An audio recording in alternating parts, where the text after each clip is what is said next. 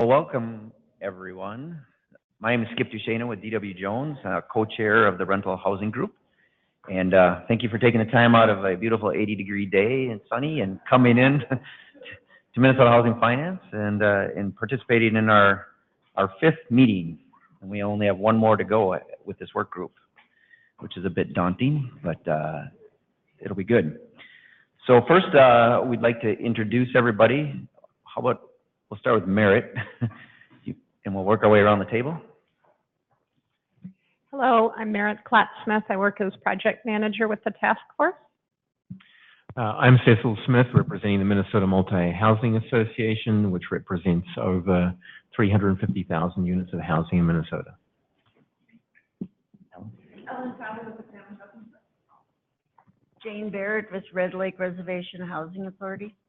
Harry Melander with the Minnesota Building Trades Council. Rick Goodyman, Southwest Minnesota Housing Partnership. Akua Alice, co-chair of the task force. And Mary Tingerthal, commissioner at Minnesota Housing. We'll let you finish your lunch. Well, first we're going to take a quick brief of the agenda. We've got a lot packed in today, and so we've got some pretty tight time frames in between topics. First, John Patterson is going to talk to us a bit about some research that he's been doing, which is pretty exciting stuff. Next, we're going to, Merritt is going to talk about some of the framing language as to how we're going to finish up our recommendations. Then we're going to reflect on David Smith's presentation that he made to us on April 20th. If there were things that inspired us or things that want to get us to change direction for one more meeting. We're going to look at some survey highlights that have come through the internet and then talk about some ideas that haven't been fully vetted yet. Then we're going to take some public comment and then wrap up by 4 o'clock. So you can see there's a lot of things and little short time frames in between them. So why don't we jump right into John? You would? John?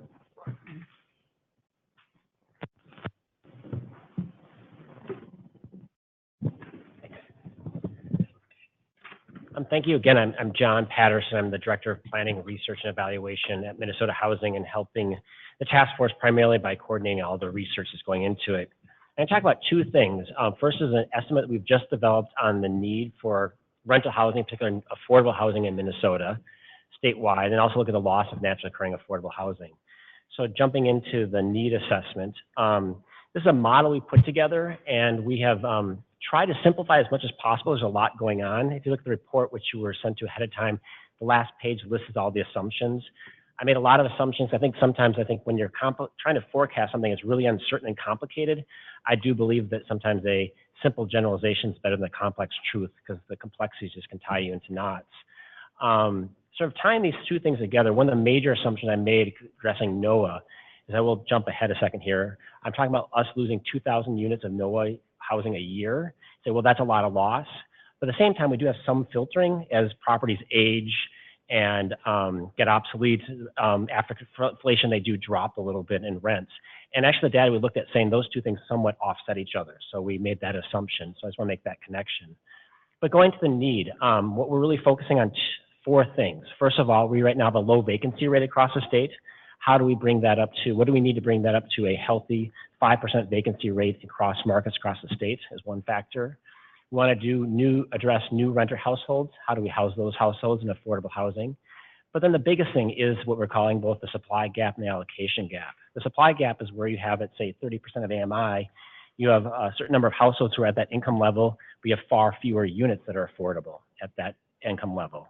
But compounding that is you have some of those affordable units at 30% of AMI being occupied by higher income households, effectively making the supply even smaller. And those two things are the supply gap and allocation gap. And I'll show you how we modeled that in the analysis. So this just shows the need for new affordable rental housing. So this is the vacancy question and the household growth. It has nothing to do with the current mismatch of incomes and rents. The blue bar shows renter household growth. This comes from the demographer's office. We did some forecasting off of their population growth, showing it's just under 8,000 new renter households a year over the next 12 years. We do have a low vacancy rate right now, and we think we need about 1,600 new units statewide to bring that back into a healthy balance. And this is an illustration. I did a third of it the first 2 years, and then sort of tapered it off a sixth the following 2 years. That's the green bars. So that's kind of the new housing we need. And one of the things I did too is thinking about overall, if you average those 12 years, you know, it tapers off, but it is about 8,800 units on average each year, if you sort of spread it out every single year evenly. And I did a thought experiment on the next slide. And that's showing what's the affordability of those units if we produce them. The bar on the left shows what the shares we currently produce. Right now, 80% of the units that we produce are above 80% of AMI market rate. So that's at 7,000. The bar of the bottom of the left bar is 100. We only produce about 100 units right now at 30% of AMI. So there's a big mismatch there. The bar on the right, labeled B, is suppose we had those units matching the affordability of the people who are likely to move into them. And there you basically can see the distribution. We have to go from 100 units at 30% of AMI up to 2,500.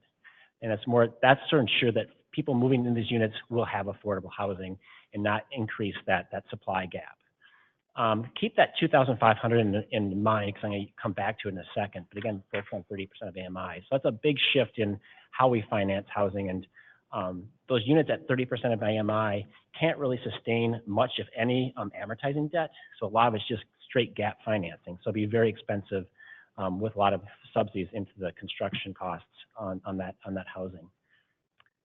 So going back to the supply gap question, you've seen this before in other charts. That top line showing at 30% of AMI and below, there's 192,000. I should point out, previous chart you showed was 2010, 2014 data. It was the most available data. I actually forecasted forward to 2018. So these are my estimates for 2018, so it's slightly higher. But 192,000 unit households at 30% of AMI and below. There's only 121,000, 122,000 units affordable at that level, leaving a supply gap of 70,500. That forecast I went through, those numbers I showed earlier don't address that supply gap. So on the next slide, I thought, well, what if we try to use production to try to fill some of that gap? So here, the first line just shows for that new renters and the vacancy rate, the 2,500 at 30% of AMI from the previous chart. And we said, okay, we have that 7,500. We get rid of that supply gap over 12 years. So we do 5,000, almost 900 units a year. So essentially, we're doing about 8,300 units a year when we only need about 8,800. So if we did nothing but produce essentially all units at 30% of AMI, we eventually would just get rid of that gap. And the problem is we can't build our way out of that problem because that demand for market rate units doesn't go away. So you have existing property owners saying there's a demand out there, we're not producing anything, I'm just gonna rehab my property and raise the rents. The Knoll phenomenon will just increase. So the bottom line, if you read the analysis, as I'm saying, is that we really can't build ourselves out of the gap. Yeah. Okay. Okay. You can't really build your way out of the gap, and it's really probably rent assistance that will do it. We probably would need to tackle the current supply gap with rent assistance because we really can't really build our way out of it. And then the next slide just shows the allocation gap. As you remember, there was about 121,000 units that are affordable at 30% of AMI. 52,000 of those units are occupied by higher income households, which effectively lowering that gap or lowering that supply level even further. So again, rent assistance is probably the what we need. So bottom line is between construction of new affordable housing at 30% of AMI and below, or even 80% of AMI and below, and rent assistance, really all that would be required to address the need. Can I, so I wanted to thank John for this in-depth analysis. This, he developed this in part, I'm sure, based on this committee's work around that very first recommendation that we had around trying to do a real live projection that shows the combination of the pent-up demand or the unmet need as well as the population growth moving forward. So this was at our request, and we thank you very much for digging into it as much as you did. It really is intended to help anchor our conversation and tie back to that first recommendation that we've contemplated. John, could I ask a question? So your analysis says we need rental assistance because we can't build ourselves out of this. And it was it about 8,500 units a year?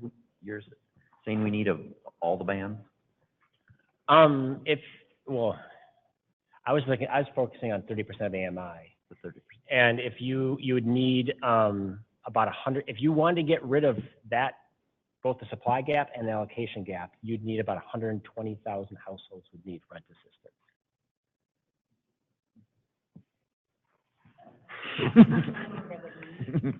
Would need rent assistance if you use that strategy.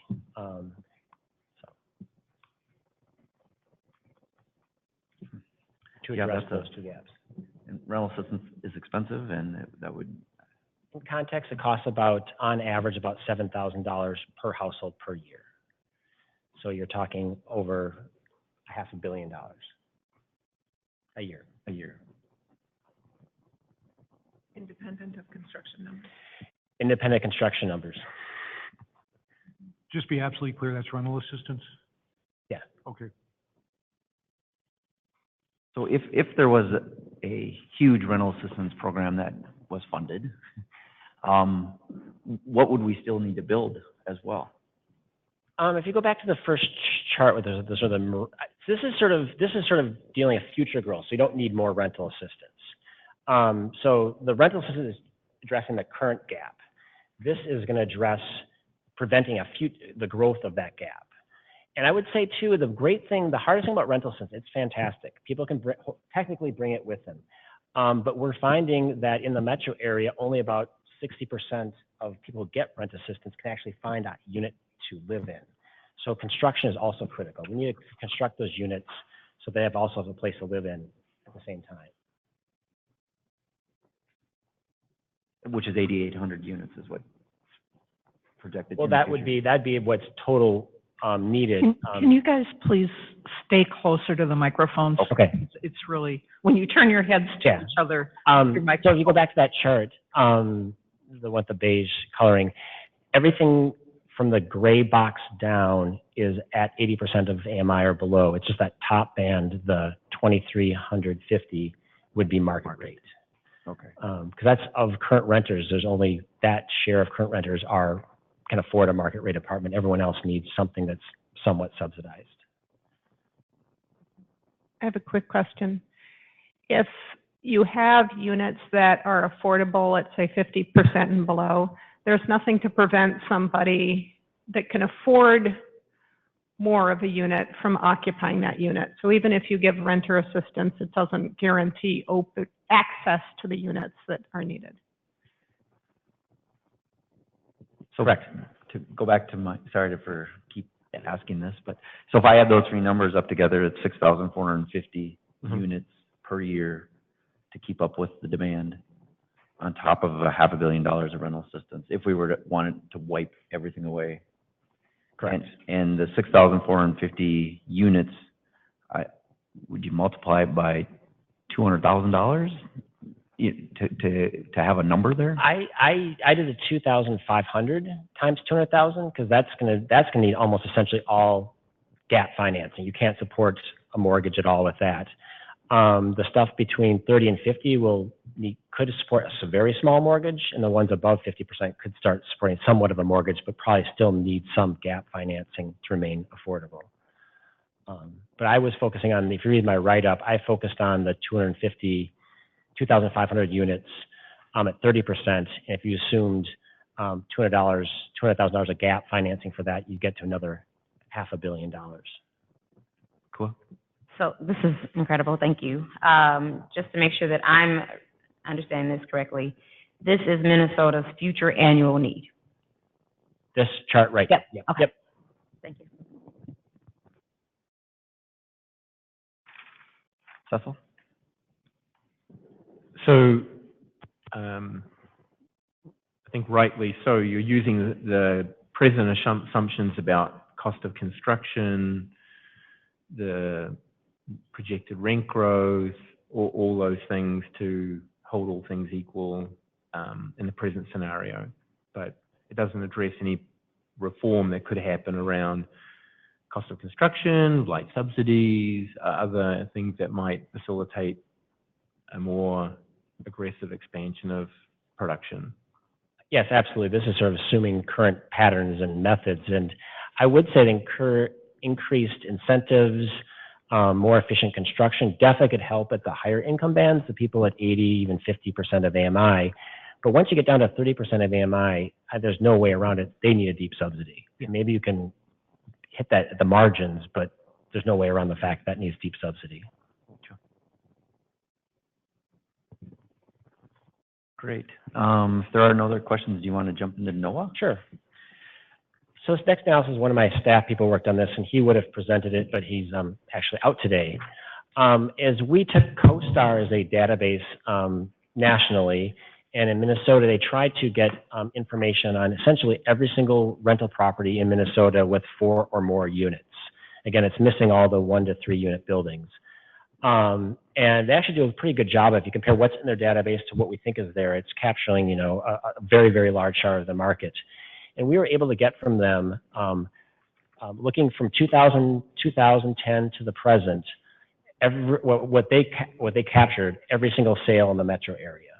And for many of those properties, about half of them, we can get pre-sale rents and post-sale rents. And we basically found by comparing the two that Minnesota is losing on average about 2,000 rental units.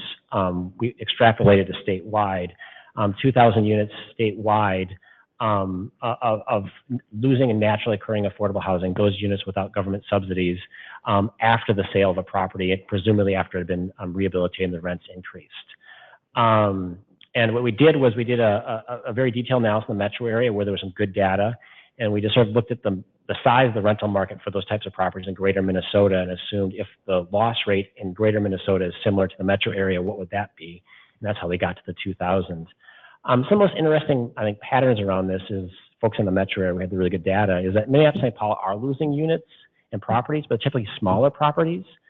But the suburbs are losing some very, very large properties. And so actually in total for the metro area, 90% of the lost units are actually in the suburbs. Not surprisingly, we looked at what was associated with the neighborhood characteristics of those lost properties and units. And the one thing that jumped out was the rent. If you are a NOAA unit in a neighborhood that has high rents, it's pretty easy for the owner to rehabilitate and raise the rents. We looked at other things, change in rents, change in home sale prices, change in incomes. None of that really was really strongly correlated with the loss of the NOAA units. It really was around what were the other rents in that neighborhood. And I think the next slide shows the map of that. So the stuff on the left, those red dots, are the properties that lost NOAA units. The size of the dot reflects the size of the number of units there. The map on the right, the blue dots, shows all the current NOAA units in the CoStar database right now and how they're sort of geographically distributed. The one thing that really jumped out at me was if you look at the southern third of the metro area, sort of Dakota County down and Scott, and you look on the right, there's a lot of small blue dots. On the left, there's a lot of really big red dots. So I draw that as we've lost all the big NOAA units in the southern half of the metro already. If you look at the blue map on the right, you can see around Hopkins, there's a cluster, Brooklyn Park, Brooklyn Center, there's some more clusters, Minneapolis, St. Paul, there's some clusters, but there are areas that are a lot of current, particularly large units still available. And places like Hopkins have to be a concern because with the Southwest Corridor potentially going through there, I can imagine that'd be a prime place where those properties become no longer affordable. But again, this is just the metro area, and this is just focusing on units with more units and missing the 1 to 3 unit properties. I'd be happy to answer any questions.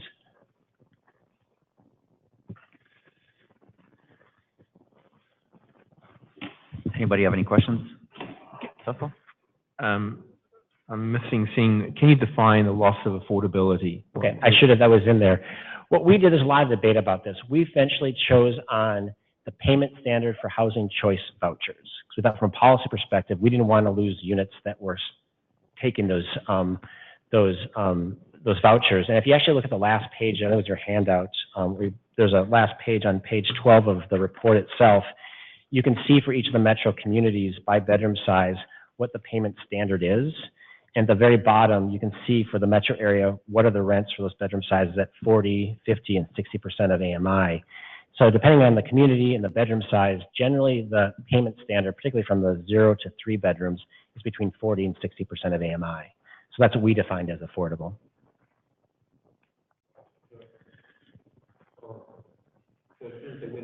As soon as they went $1 above that, they were considered lost to affordability. Right. We just, yeah, it was a black and white yes, no question. Yep.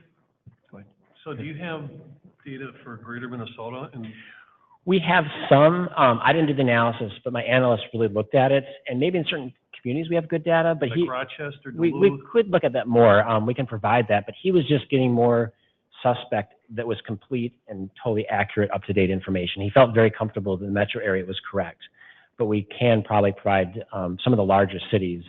I'll give an example, and you know, we've looked at the CoStar very, very closely. We're using it a lot right now, and they have, their database has no properties in the city of Perham at all, but we know there's properties there. So we are a little suspect of the completeness of the data in Greater Minnesota.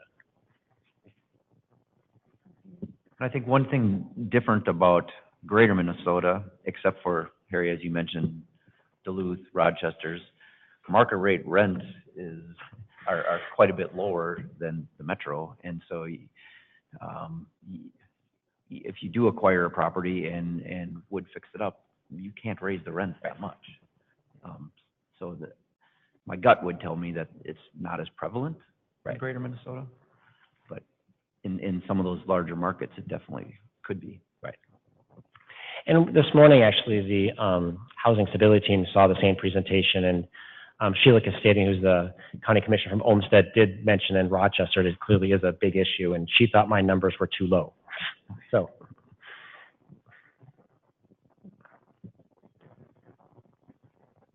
Anybody else have any other questions for John? So did you guys come up with any answers of what we should do? Not yet. No, okay. All right. Thank you, John. Merritt, you want to talk about framing language? Yes, thank you. We have a couple of updates from our last work group and task force meeting around the framing of the report. So as a reminder, this is kind of a high-level outline of items that are in the report. You have a vision statement that's kind of the overarching guidance for the report. You have a preamble or a case statement. This is going to be 2 to 4 pages, and it really should lay out why is addressing housing important, why at this time.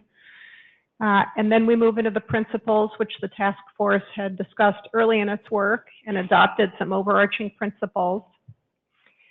And then the series of recommendations are organized into different groupings that have sort of shared themes.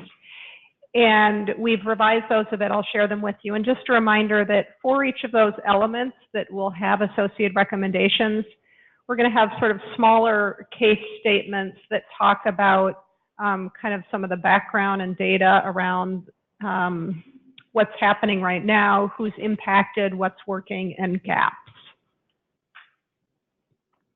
So this is an example of something that could be a vision statement for the report. This was, you know, we had a work group meeting, a number of people drafted some ideas, so I wouldn't even call this a draft at this point, it's more just conceptually. You know, a vision statement's a very big statement about what we want or what you want to be doing with your report as the task force.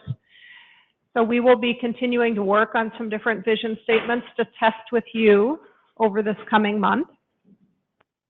And then we move from the vision statement into a preamble or case statement. And at our last task force meeting, staff had sort of been tasked with starting to flesh out some ideas for what this might be.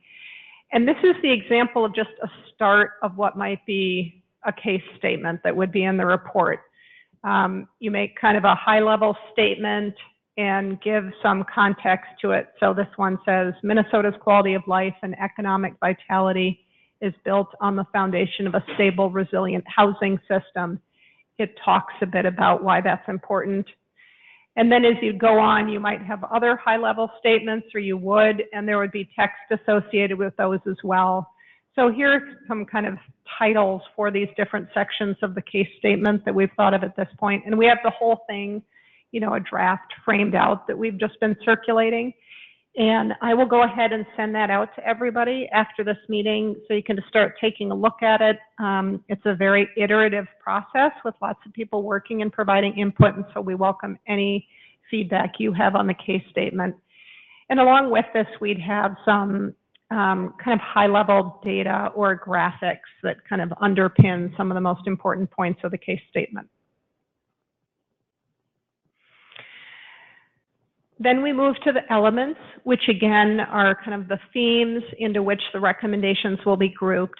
And you may remember at the last task force meeting, we had 6 elements, and they were a little more, I'd say, specific than this, had more words in them. And after a work session with staff that followed the last task force meeting, went with paring down to 4 sort of higher level statements. Improve access, increase stability, preserve what we have, and increase supply. So then all of the recommendations from the work groups would fall into one of these areas. Now, a question came up this morning. These are so general, and then we're going to have a whole bunch of recommendations. So maybe there would be a desire to have kind of an in-between level that sort of gives a couple of examples of what improve access means with associated recommendations. So that's something to be considered. I just wanted to add on the elements that taking feedback back from the task force, you may recall, for example, that one of the elements in the original draft was entirely about home ownership. Mm-hmm. And in framing these 4, we really said instead we want to go across the spectrum of housing and how they address these 4. So they're intended to be broader buckets that address these 4 outcomes that we'd like to see. So that's it conceptually, you know, how the framing works. And again, we invite your participation in looking at any of the drafts. So periodically, we will be sending out sort of new versions that have been worked on for a while, invite your feedback again. And then be coming to you at your task force meeting at the end of this month with more refined drafts for you to continue to discuss. Akua? I just wanted to tee up something that was raised at the Housing Stability and Opportunity Work Group that I think would be helpful framing for you all to consider as well. A recommendation was that, you know, the next level would be like opportunities and then challenges. So we have an opportunity to highlight those things that are working and have the ability to kind of not set that aside, but really focus time and energy around recommendations that address the challenges, the existing challenges. And the Mayor, the critiques to these things, as you send them out, you want people to respond back via email? Yeah, yes, that's so great. It's ongoing in process. Correct. Okay. Correct. Skip. Yes, Mary. Just one additional comment at this point in the game, and that is that we anticipate at the next task force meeting that we will begin to mix you up so you're not divided into work groups at that meeting, so we can begin to look at all the recommendations with sort of a cross discipline set of eyes. So, you know, this little love fest we have here in the rental world will start to, you know, come together to towards the goal of eventually making decisions about priorities of what are the most impactful, necessary, and achievable things to include in a final set of recommendations.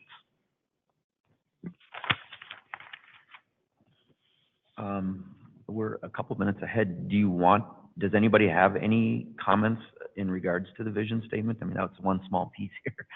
If anybody wanted some quick feedback. I know you just are seeing it for the first time, so. I will, I'll say something that's kind of a preview, I guess, to your recommendations discussion.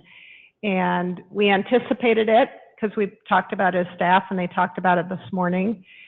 And I think there's very different opinions about the recommendations that the task force brings forward, if they should be kind of high level and not too specific, or if they should be accompanied by specificity through those actions and strategies that really provide examples of how you would act on the recommendations. And I think people are really in kind of different camps at this point, so I would encourage you to reflect on that, discuss it today as we're moving forward.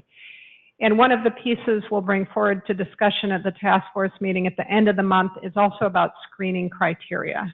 So as you're looking at the recommendations and deciding how many are appropriate, what are the screening criteria used? At this point, I think each work group is something like 15 to 20 recommendations, so it's a lot. And yet each work group I'm finding feels like, but each of them is really important. So it'll be some interesting work ahead to figure out how we, decide between a whole bunch of recommendations. I know on our call last Friday, there was quite a bit of discussion about how detailed we make these recommendations, and it seemed like the other groups maybe wanted to be not as specific and more general. Do you have a feel for like what would be considered general and what would be too specific? I think it kind of comes down to whether there are specific kind of strategies and actions that are identified. And I can't even remember who I was just talking with in the hall. It might have been Kathy Tenbrook after the stability meeting this morning. And she said, we have different audiences, and that was part of the discussion as well, is we have to be very intentional about understanding who our audiences are.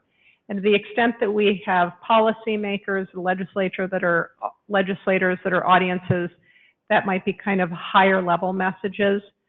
But to the extent that we have implementers as an audience, that's where you want to get into actions and strategies more. So that's part of it. Who's the audience for this report? And what tools do we want to give them through the report?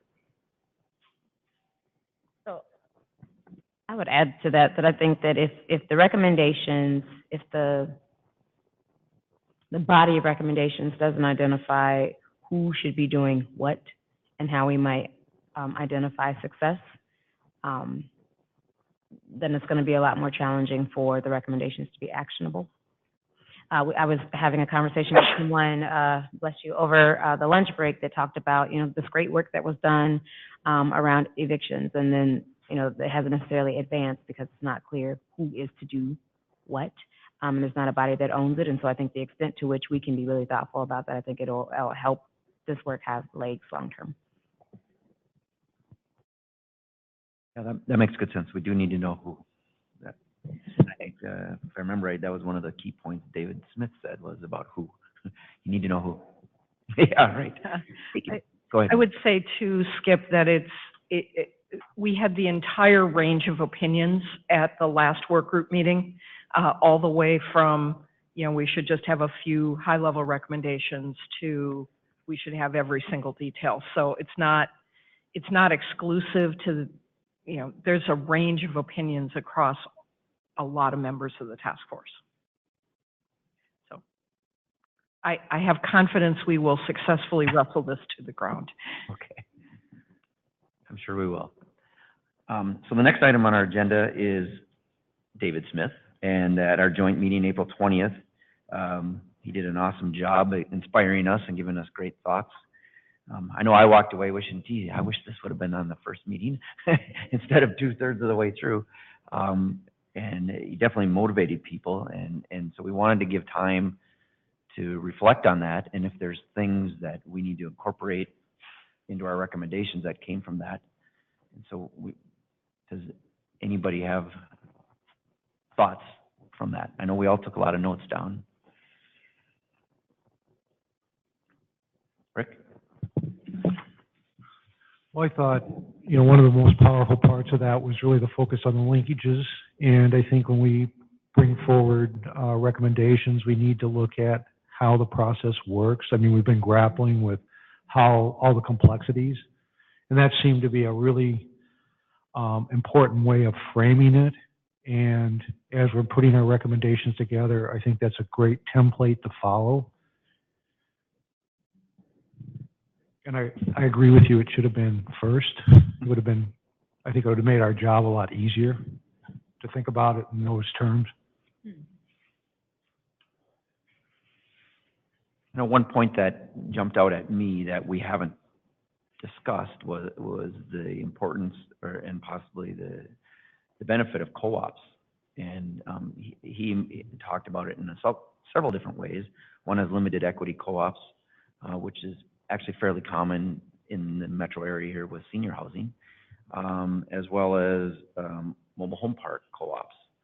And having done one cooperative about 15 years ago, maybe 18 years ago, it's a different mindset of the people who live in that building versus a rental property.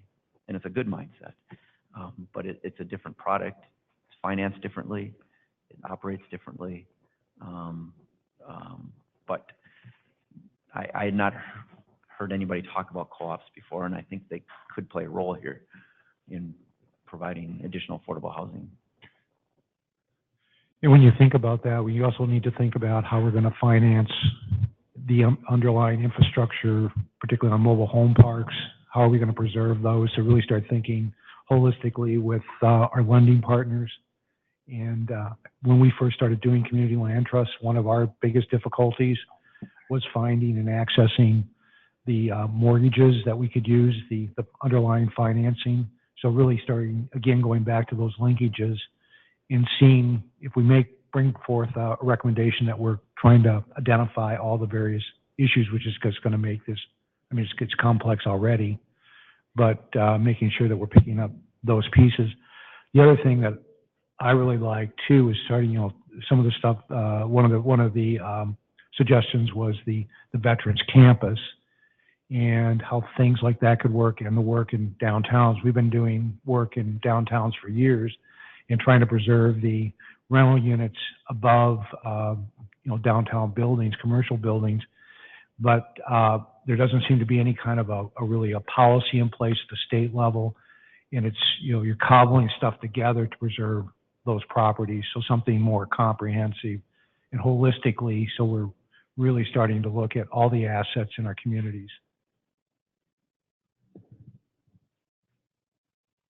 Cecil? Yeah, I think there was an enormous amount to take away, it really did feel for a moment in the room drinking from a fire hydrant of fresh thinking and fresh ideas, as well as contemplating the other parts of the system that are not particularly well engaged, such as the banks, access to capital, whether it was the downtown Main Street, looking at how do you underwrite that rental housing, but the business and not, even as you just described, Rick, separating them out, but understanding that that's an ecosystem, and how do you underwrite that whole ecosystem of livelihood, of housing, and put that together, because certainly for our main streets, that's of vital importance, both in terms of economic development and sustainability and access to affordable housing. Then the Homestead Scholarship, which I think is addressing a very present, real crisis in our community, which is growing student debt and its interaction with housing affordability. And so, which, starts creeping beyond the scope of this task force, but it's a real issue for our millennial generation who are now trying to access home ownership, and that interacts with housing affordability, because if we can move them into home ownership, that creates space and access to housing that they would have otherwise occupied. So one of and just this last week, I had an experience, again, interacting with financial institutions. So I had wanted to bring one of my properties into the Minneapolis pilot for the 4D. And it was a very expedited process. And it turned out that if I had gone through the process, I would have put my mortgage into non-monetary default. There's a way of working through that, but there's a process. It takes 30 to 60 days. But it's just those kinds of things where our financial institutions need to be part of this conversation. We need to be stimulating them with new products. We need to help them understand, and some of them do. Certainly Freddie Mac and Fannie Mae have innovated, but one of the other things that David talked about is we have a national epidemic of local and state housing crises. And so we have our unique circumstances. So even as we go to the agencies for debt, they have national programs. Well, what are the kind of programs going to work in Minnesota? And challenging them that we have a local and a state housing crisis with our particular needs, and we need you to provide those kind of financial instruments that enable us to produce the kind of housing we need, enable folks who are looking for home ownership to access home ownership given their present financial circumstances. So that was one of the concerns that I still have is, even as one of our co-chairs is from the banking industry, but it's the engagement with the agencies in particular, especially because that's where we can do things at scale, is missing. So the veterans campuses, I think there's other applications of that concept as well, where you see a much more holistic solution than just saying, well, let's just build a unit of housing. And it's those nuanced solutions that seem to be working. Jane, Harry, Mike, any other thoughts? I know I had written down 6 points here that he said that Minnesota has to deal with, that there's no federal help. And the first one was orphan properties, which he used the 515 rural development prop as an example. Operator-owned mobile home parks, converting to co-ops, foreclosure, homesteading, flats over shops, accessing dwelling unit, or accessory dwelling units, and NOAA properties. And so part of our recommendations, we should make sure that we cover all those bases, I think, in some manner, or mention them. Because the federal government's not helping there.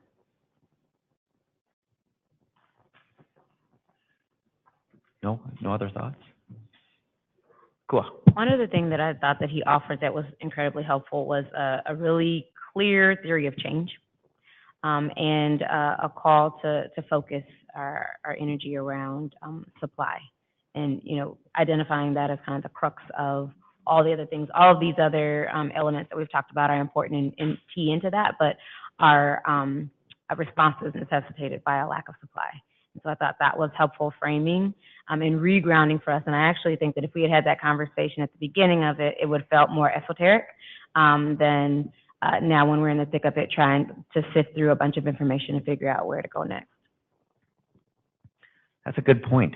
On the elements, we should move increased supply to the first one instead of the last one. Potentially. I know in our recommendations that we're working with, that certainly is our first point that we've been at least framing up thus far, which we'll get into shortly. Go ahead, Helen. I have to wait for my green light. I just really wanted to underscore a point that Cecil made, and that was this, I thought it was such an illustrative point that he made around, we don't have a national affordable housing crisis. We have many crises, right? And it really expanded thinking for me around how our recommendations should be framed. It's not a one-size-fits-all approach or one tool that will allow us to advance to solutions, but a series of different things that could be applied even more broadly within a micro market, that there's not going to be one strategy to do that. And I felt like that was an important takeaway around how we should articulate what we hope to accomplish. Rick? Wait for my green light too. But in that context, when we start talking about general recommendations, I don't know how we can frame that if we're talking about big policy objectives and then get down to the different micro markets, the different solutions, because I agree, it's got to be a comprehensive approach and there is no silver bullet. So I really do think it's going to have to be grounded in, as Akola said, actionable items.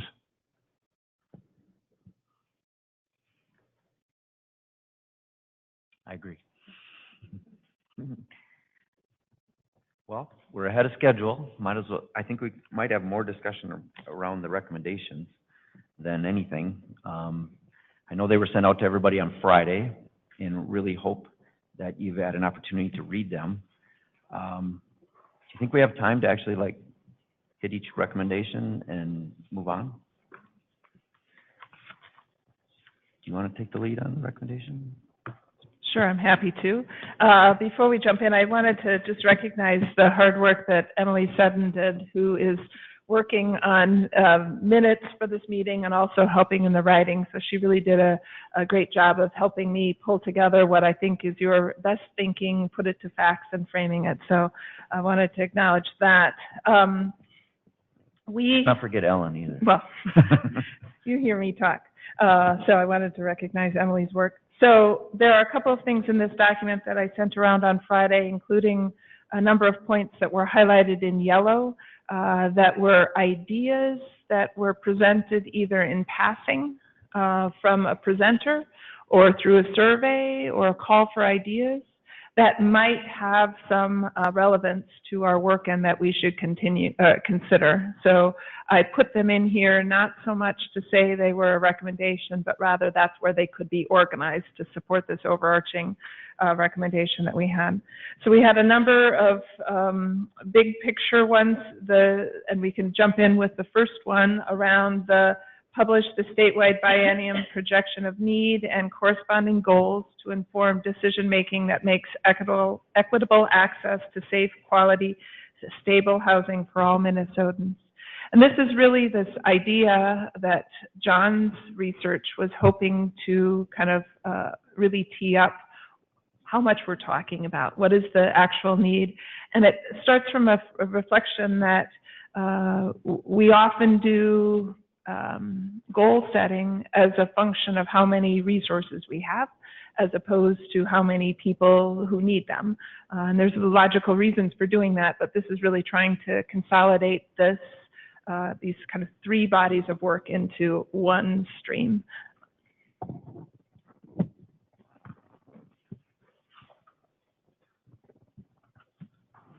Before we move on, do people have any questions or suggestions about that statement in and of itself?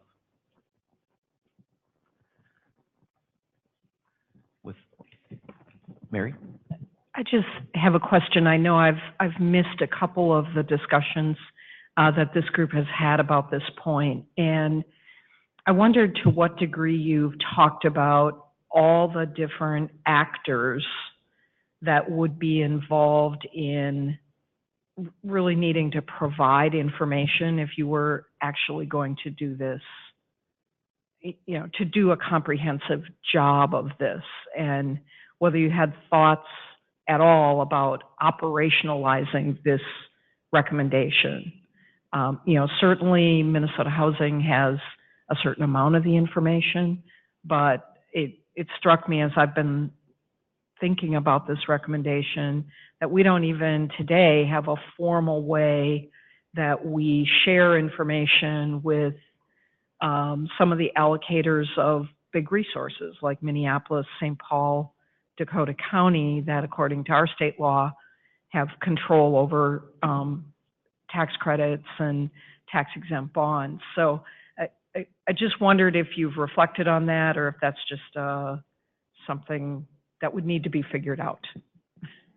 I know in the document, it says what's working / gaps. It talks about Minnesota Housing Finance Agency, the Minnesota State Demographer Center, Department of Employment and Economic Development, that these groups would come together to help formalize and synthesize this information and to set that group to set the goals.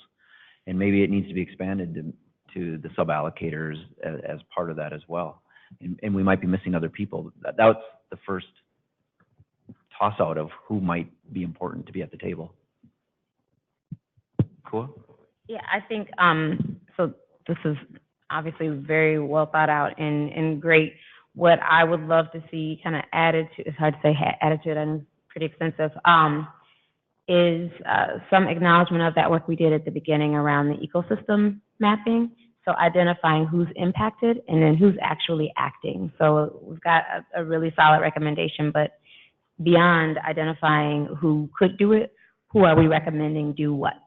Getting clear about that. And then something else that I offered up in the previous work group is a desire to tee up what we've heard that affirms these set of recommendations in all of our work for gathering input, so that it's really clear that we are listening and that it's supported, that the recommendations that I brought forward are supported not only by our own expertise, but also what we've heard. So an example, rather than saying this group or this community has identified this, a suggestion could be, you know, here are some quotes that came from XYZ Public Forum that affirm this point of view. I think could be a really neat way to bring it to life as well, as cover our ends when we send this report out.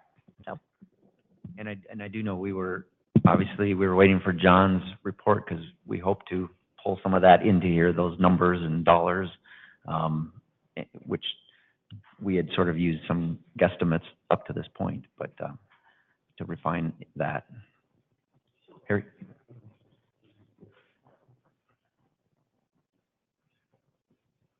So this is just a somewhat of a repetitive comment that I had made in the past, is that this thing is going to get so large. I mean, I think we have a fairly good idea of who the audience will be.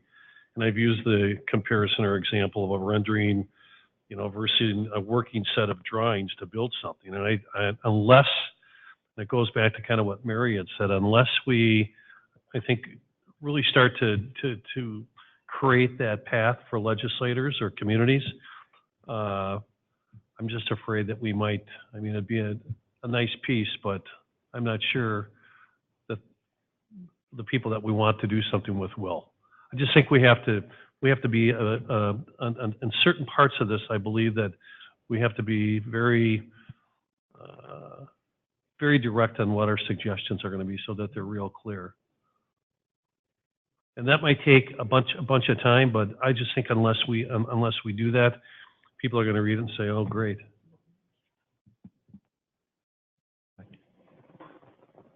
I think one of the things that I had hoped for that was in direct response to comments we've heard throughout this whole process out of this first recommendation is a greater recognition of the order of magnitude of the issue that we're dealing with here. I mean, your idea, Harry, of like real clarity around this, that this is, you know, a tens of thousands of units issue probably on an annual basis and a billions of dollars issue, not a millions, if you see what I'm saying. And this idea of creating a bold vision that folks could get behind, and one of the, you know, I think levels of detail that we thought it was helpful to get to in this recommendation was breaking the measure of need down into those three categories. That actually, even though it was more to read, that it might actually make the idea of goal setting based on actual need analysis easier to digest and easier to get behind. And the one example that I felt really did this well, at least for me, was this idea of saying, you know, recognizing what our current backlog is and making a pledge to the next generation that they won't inherit that backlog, right?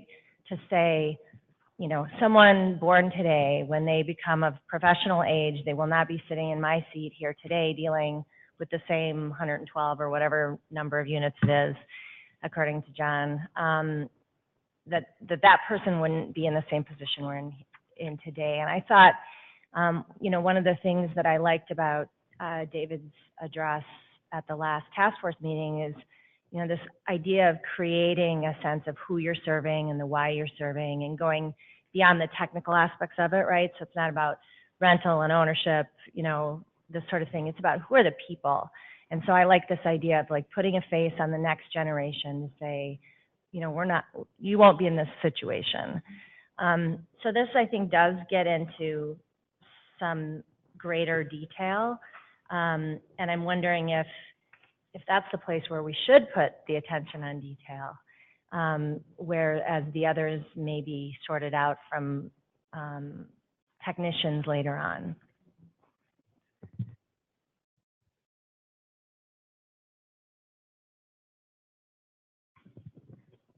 Any other thoughts on this recommendation?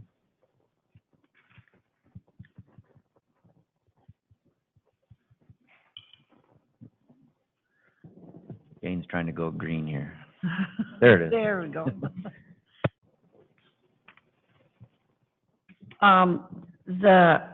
What she had just said about creating a sense of who and where everyone is, who we are serving, I think is very critical. I mean, we just had the forum in Crookston, and I think that brought a lot to light about how small town America, northern Minnesota, northwestern Minnesota is affected by the housing shortage, and their willingness to work together to try and do whatever is necessary to get the situation into control. I really felt inspired by some of the things that they had brought forth, and the way they've worked together. Rick? From my perspective, when I've been thinking about the goal setting, if this isn't grounded in something and we're just making recommendations, I don't think we're going to get anywhere. And I agree with Harry that there's going to have to be a lot of clarity about the recommendations, but it's got to be based on need, and that need needs to go forward as far as recalibrating that if we're going to make progress. So in order to set these goals, it's got to be grounded. And with that, I think we're going to have to have some very clear goals, or so what? You know, we've been talking about, we have a housing crisis for years. It's been ill-defined and it's been complicated. So I think this is very important as far as central to how we're going to proceed with coming forward with anything that's going to be actionable. So I think Deidre's right on. You know, one thing it just dawned on me that we aren't missing as far as production goes is anything that we've said about tribal nations and their needs, and whether we should be explicitly spelling that out or saying something about that in here. Deidre? I'm just recalling the conversation we had with John when we were reviewing the preliminary model that he did, and talking about the desire to go at least to a regional level. And I think it was that conversation when we said ideally you would get to the point where you had 4 or 6 regions, but then also maybe a carve out for tribal communities. I don't know. I think that was the same conversation. I'm still here. Maybe. He stepped away for a second. Okay. That would really get us specific, and would be ideal as to really doing production where the need is greatest. And I thought he felt we could get there with some assumptions.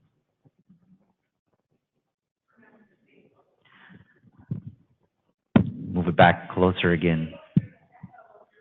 It's not my favorite thing.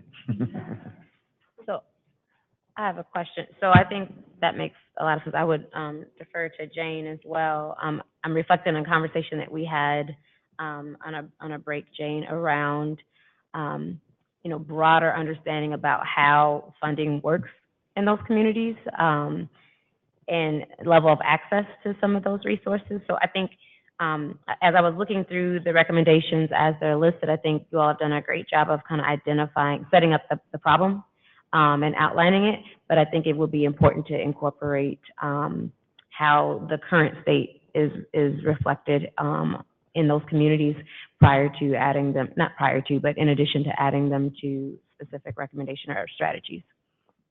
Yeah, and those have always been issues we have dealt with, like we had talked about ACUA on what, can apply for and what.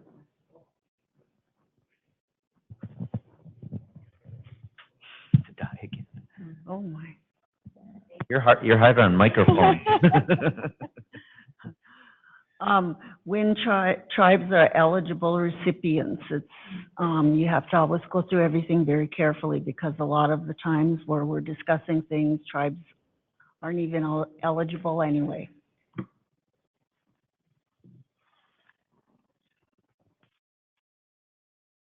Okay, should we move on to the next recommendation?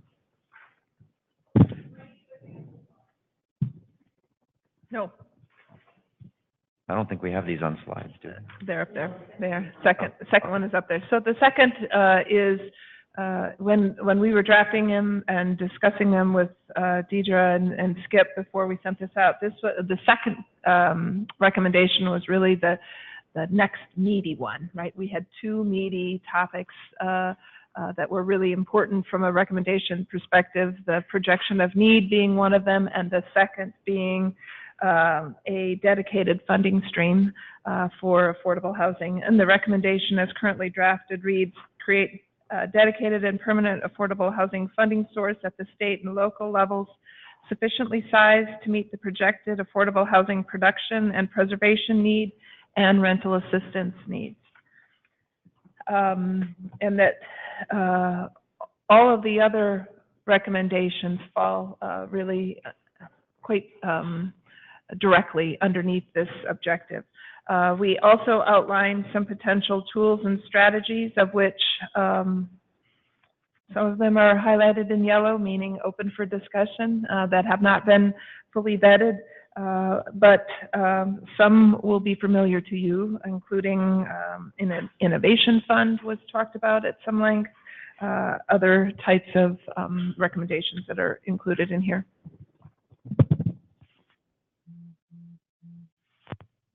Yes, please. I think this is one of those areas where we struggle a little bit with level of specificity. So there are a number of current legislative initiatives that would certainly fall under this category. There were other proposals that came through the portal or that each of us have thought of independently or that we've seen submitted by others. And some of them I found really exciting and interesting. But wondered how much specificity could live in this document, right? So, and also not sure whether or not being named specifically in this document would advance any of those initiatives or that the timeliness would be appropriate for them. And so I just wanted to acknowledge to anyone who did have a very specific funding mechanism idea that if it isn't reflected fully, that might be part of the issue for us to think about together. And the other thing is, embedded in this is this idea that there should be, it's this alignment with the goals, the understanding of the need and the goals around them is what then everything flows from, right, from that point on.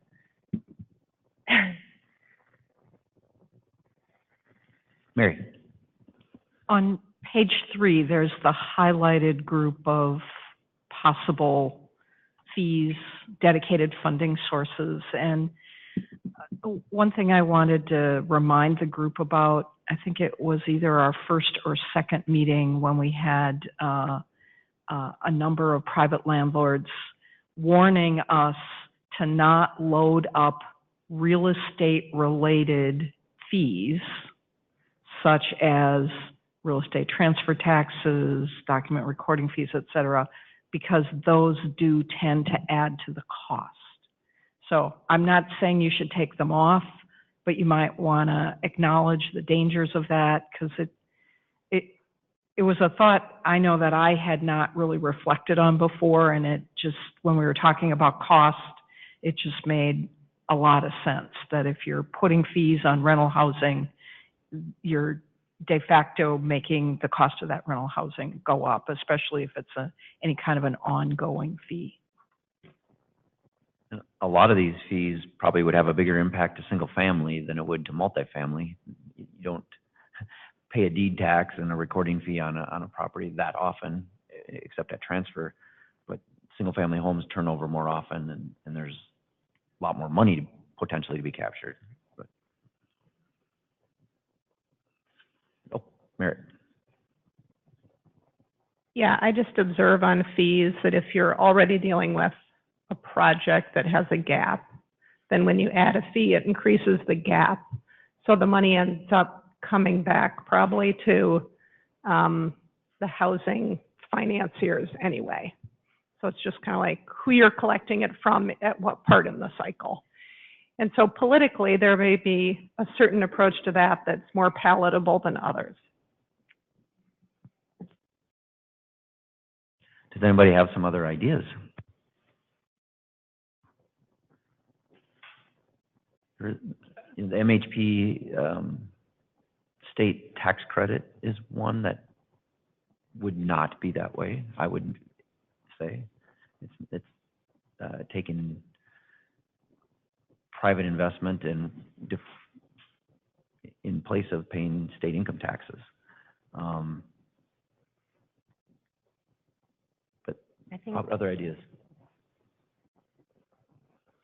so. One thing that I'll offer, I know that we'll have some folks coming in to talk to us about framing. There may be a way to capture some of the ideas here and, to Merritt's point, frame them in a way that is more likely to get some traction and address the concerns that were raised. So there are costs associated with these items. To Merritt's point, it's kind of robbing Peter to pay Paul. But if there's a way to fold this into the broader kind of pool of funds available and frame it differently, that may be something where I say all that to say, don't take it off. I think, to Mary's point, just being mindful about what we've heard as pros and cons for now, and then when we start to prioritize, and we'll likely kind of shrink some of these and have these whole set of recommendations go before the full task force. Some of this will be weeded out anyway, but we'll have an opportunity to think about how we talk about it in a way that may resonate more strongly. Go ahead, Deidre.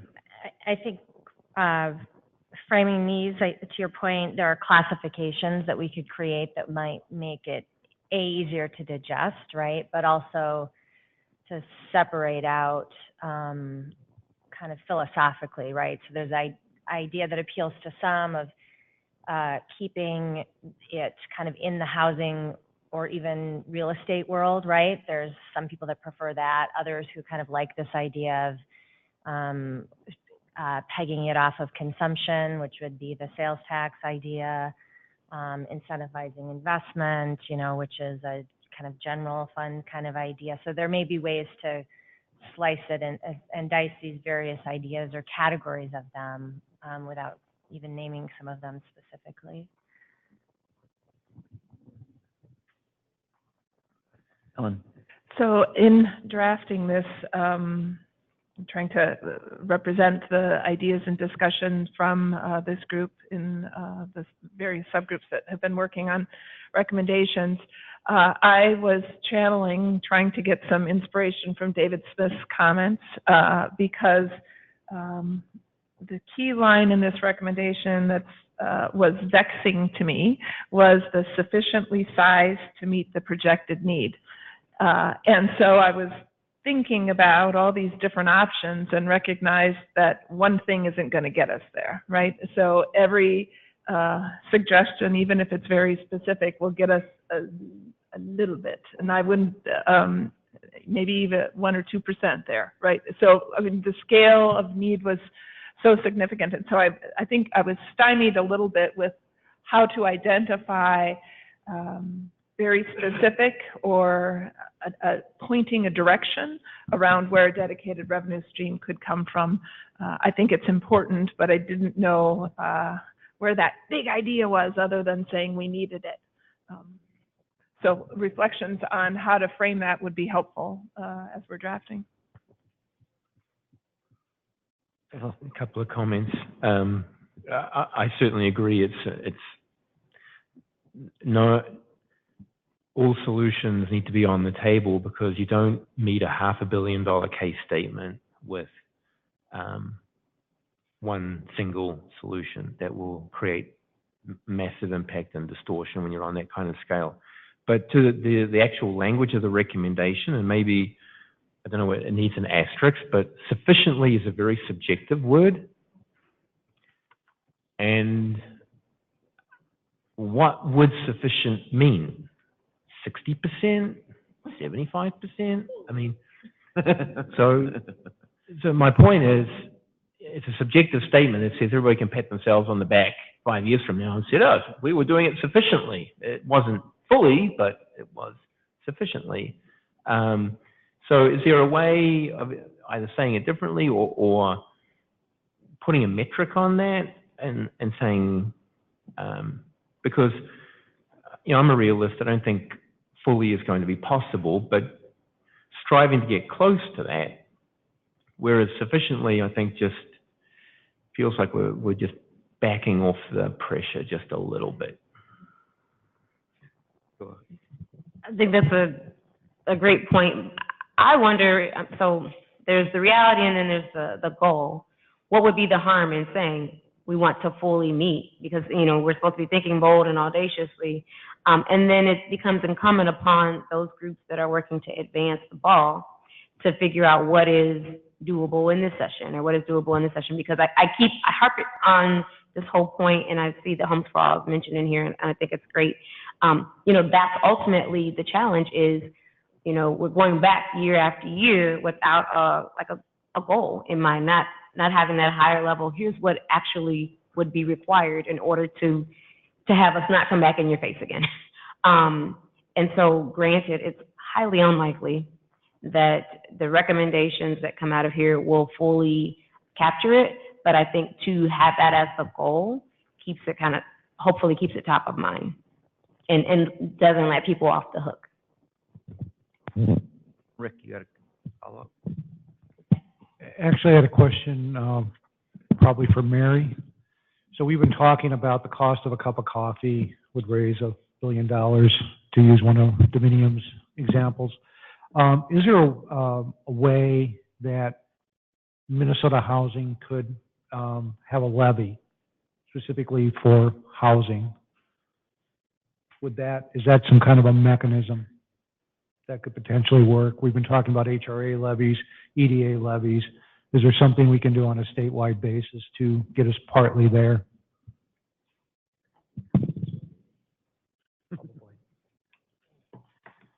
Simple answer, no. I mean, it would really be, since levies are done on a county level, it would really be the state saying to 87 counties, you must do this to your property taxes. So is it possible?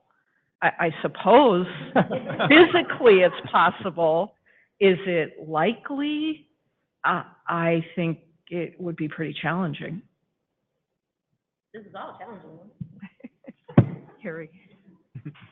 So, you know, you were almost talking, or, you know, I keep the movie keeps going around in my head about another agency that, well, it's always controversial within the region when people are having this expectation that we think you should, whether it's right, wrong, or indifferent.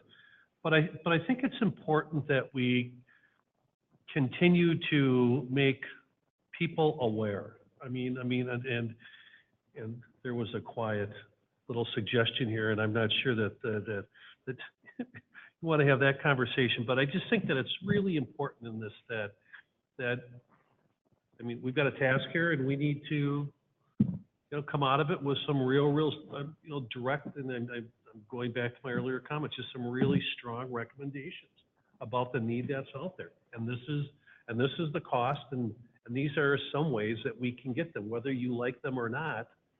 I think they need to be said and be real clear about what it is. I agree with you, Mary. To all of a sudden have a group, the people of Minnesota are going to have to make that decision. Legislators can't. So I have a suggestion.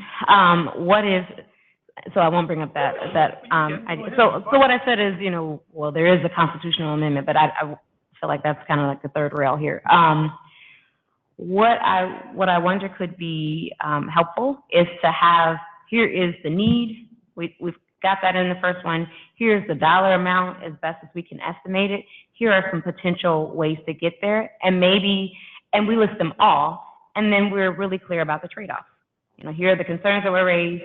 Here's the potential upside. So then, it's incumbent upon folks to kind of choose what works for them, but we don't let ourselves off the hook by identifying potential solutions, but we're also really honest about what those trade-offs are. This is a suggestion. Well, and again, we need to see some innovation, right? We can't just keep doing what we've been doing for the last 20 years and the way we've been doing it. So, because we keep falling short. So part of we can say that to sufficiently meet the need, we need this dollar amount. But if we're not quite at that dollar amount, the shortfall spurs innovation to try and better utilize that resource to make it go further. That, especially in the private sector, you've got a limited amount of resources, and you have to figure out how to make it work, or else it doesn't happen. And so I don't want to lose some of the impetus for innovation on the other parts of the equation of creating more supply by just saying we've written a check based upon the current environment. So it's a both and. It's going to take different streams of funding. It's going to take a lot more resources. Is it going to be the full amount? Probably not. But that opens the door for other areas of innovation to happen, because there is some money on the table to actually do something, but it might have to be done a little bit more differently. And that's when we start talking about mobile home parks and co-ops and creating manufacturing facilities for modular housing, and we use our resources more effectively. So, and that's not to criticize all the people who are working really hard right now doing what they're doing, but just to say, if there's more resources, then let's use them better than we've been using them up to this point. Go ahead, Deidre. Another way of defining these sources, I agree, Cecil, with what you're saying, and I think later there are some recommendations that get more to efficiency, and I think there's one that I proposed the other day that I'd like to talk about that didn't make this cut, but which is fine, but I'd like to talk about it some more. But as far as this idea of dedicated and permanent affordable housing funding,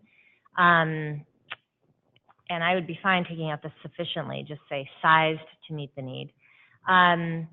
Another way to think about it, which might be helpful, is to try to ascertain or put forth a thought of how much of that should be borne by state versus local.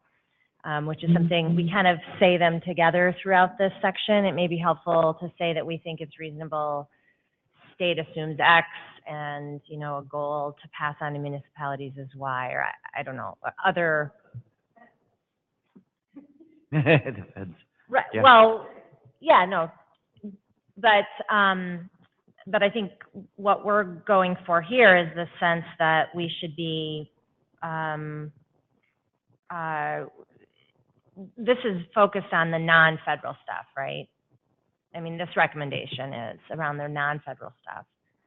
So, so I think some sort of division between state and municipal would be potentially another way.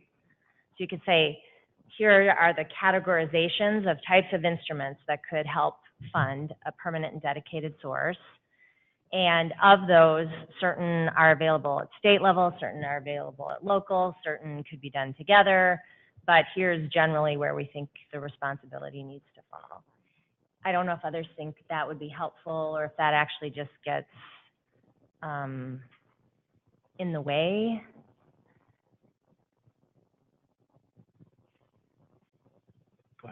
I mean, we have been talking about that, tax increment financing, tax abatement, local housing trust funds, and mechanisms that would require the state to, you know, maybe potentially change some laws, things like that, but kind of empower the local units of government. And I think there's a way we could capture a percentage of the need, although I don't know, that is kind of difficult when you start talking about local decision making, but I suppose we could come up with a certain percentage that could generate. But I think that certainly is definitely part of the mix. It has to be. And communities are already participating as much as they, you know, in a lot of ways, not only donating funds, land, tax increment financing, other ways. Local employers are also participating, so there's a lot of different players. I think it's certainly a challenge to capture that, though. So, to talk it through, I mean, if we add some language around that, as you're suggesting, Deirdre, then that becomes like the opening bid, right? That's the, we're starting to broker the conversation, which may not actually happen if somebody doesn't say something, because of just how well, some of those relationships are even working right now. So, and to think about what the downside of that may be, I don't see any other than to say that there's an expectation that this is shared responsibility, and here's what we think in our judgment is probably a fair place to start. They can then negotiate it out from that point, but I don't see any particular risks unless I'm missing something to actually saying something, and then that actually starts the conversation. Does anyone in the room know how it's done for transportation funding? Well, that's a controversial issue too. No, I know, but I'm thinking like, you know, that I know that those arguments, those debates go on, and the cost sharing gets figured out, and there's federal sources that are leveraged, and the state participates, and then counties, and I'm just wondering, I mean, doesn't that sound like fun? Let's do that on the housing side. But the point is that these kind of arm wrestling matches over things that are public goods happen all the time. Yep. Right?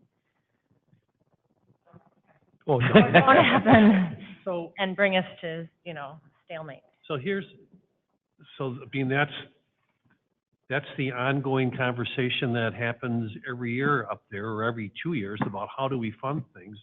And it's, you know, it's this conversation. So there isn't this dedicated source of dollars. And my comment before, you know, saying that legislators can't do that, people in the state of Minnesota have to make the decision. That wasn't being disrespectful of the people that, you know, that are up there working hard today and trying to do some stuff. But Minnesotans have to kind of decide what they want to do with this. And the only way, and that isn't, you know, Paul, not Polly, Paul, you know, Anish, I mean, that's what needs to happen here. But I still think, and I'm being repetitive, is that we have to be very bold and start to give a path to legislators, because it's almost overwhelming on what they have to do in the short period of time.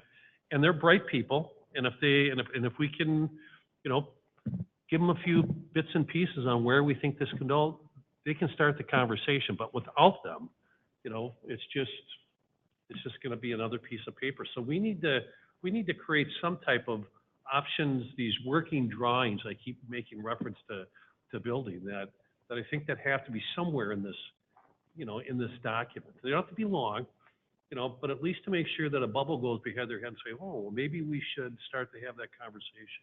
Can I make sure I'm understanding what you're saying? So. I'm not sure I understand. Okay, good. No, so in the context of this specific recommendation, because I agree with what you're saying, but what could make it clearer, bolder? I'm trying to think about how we would word this differently or structure it differently to do more of what you're describing.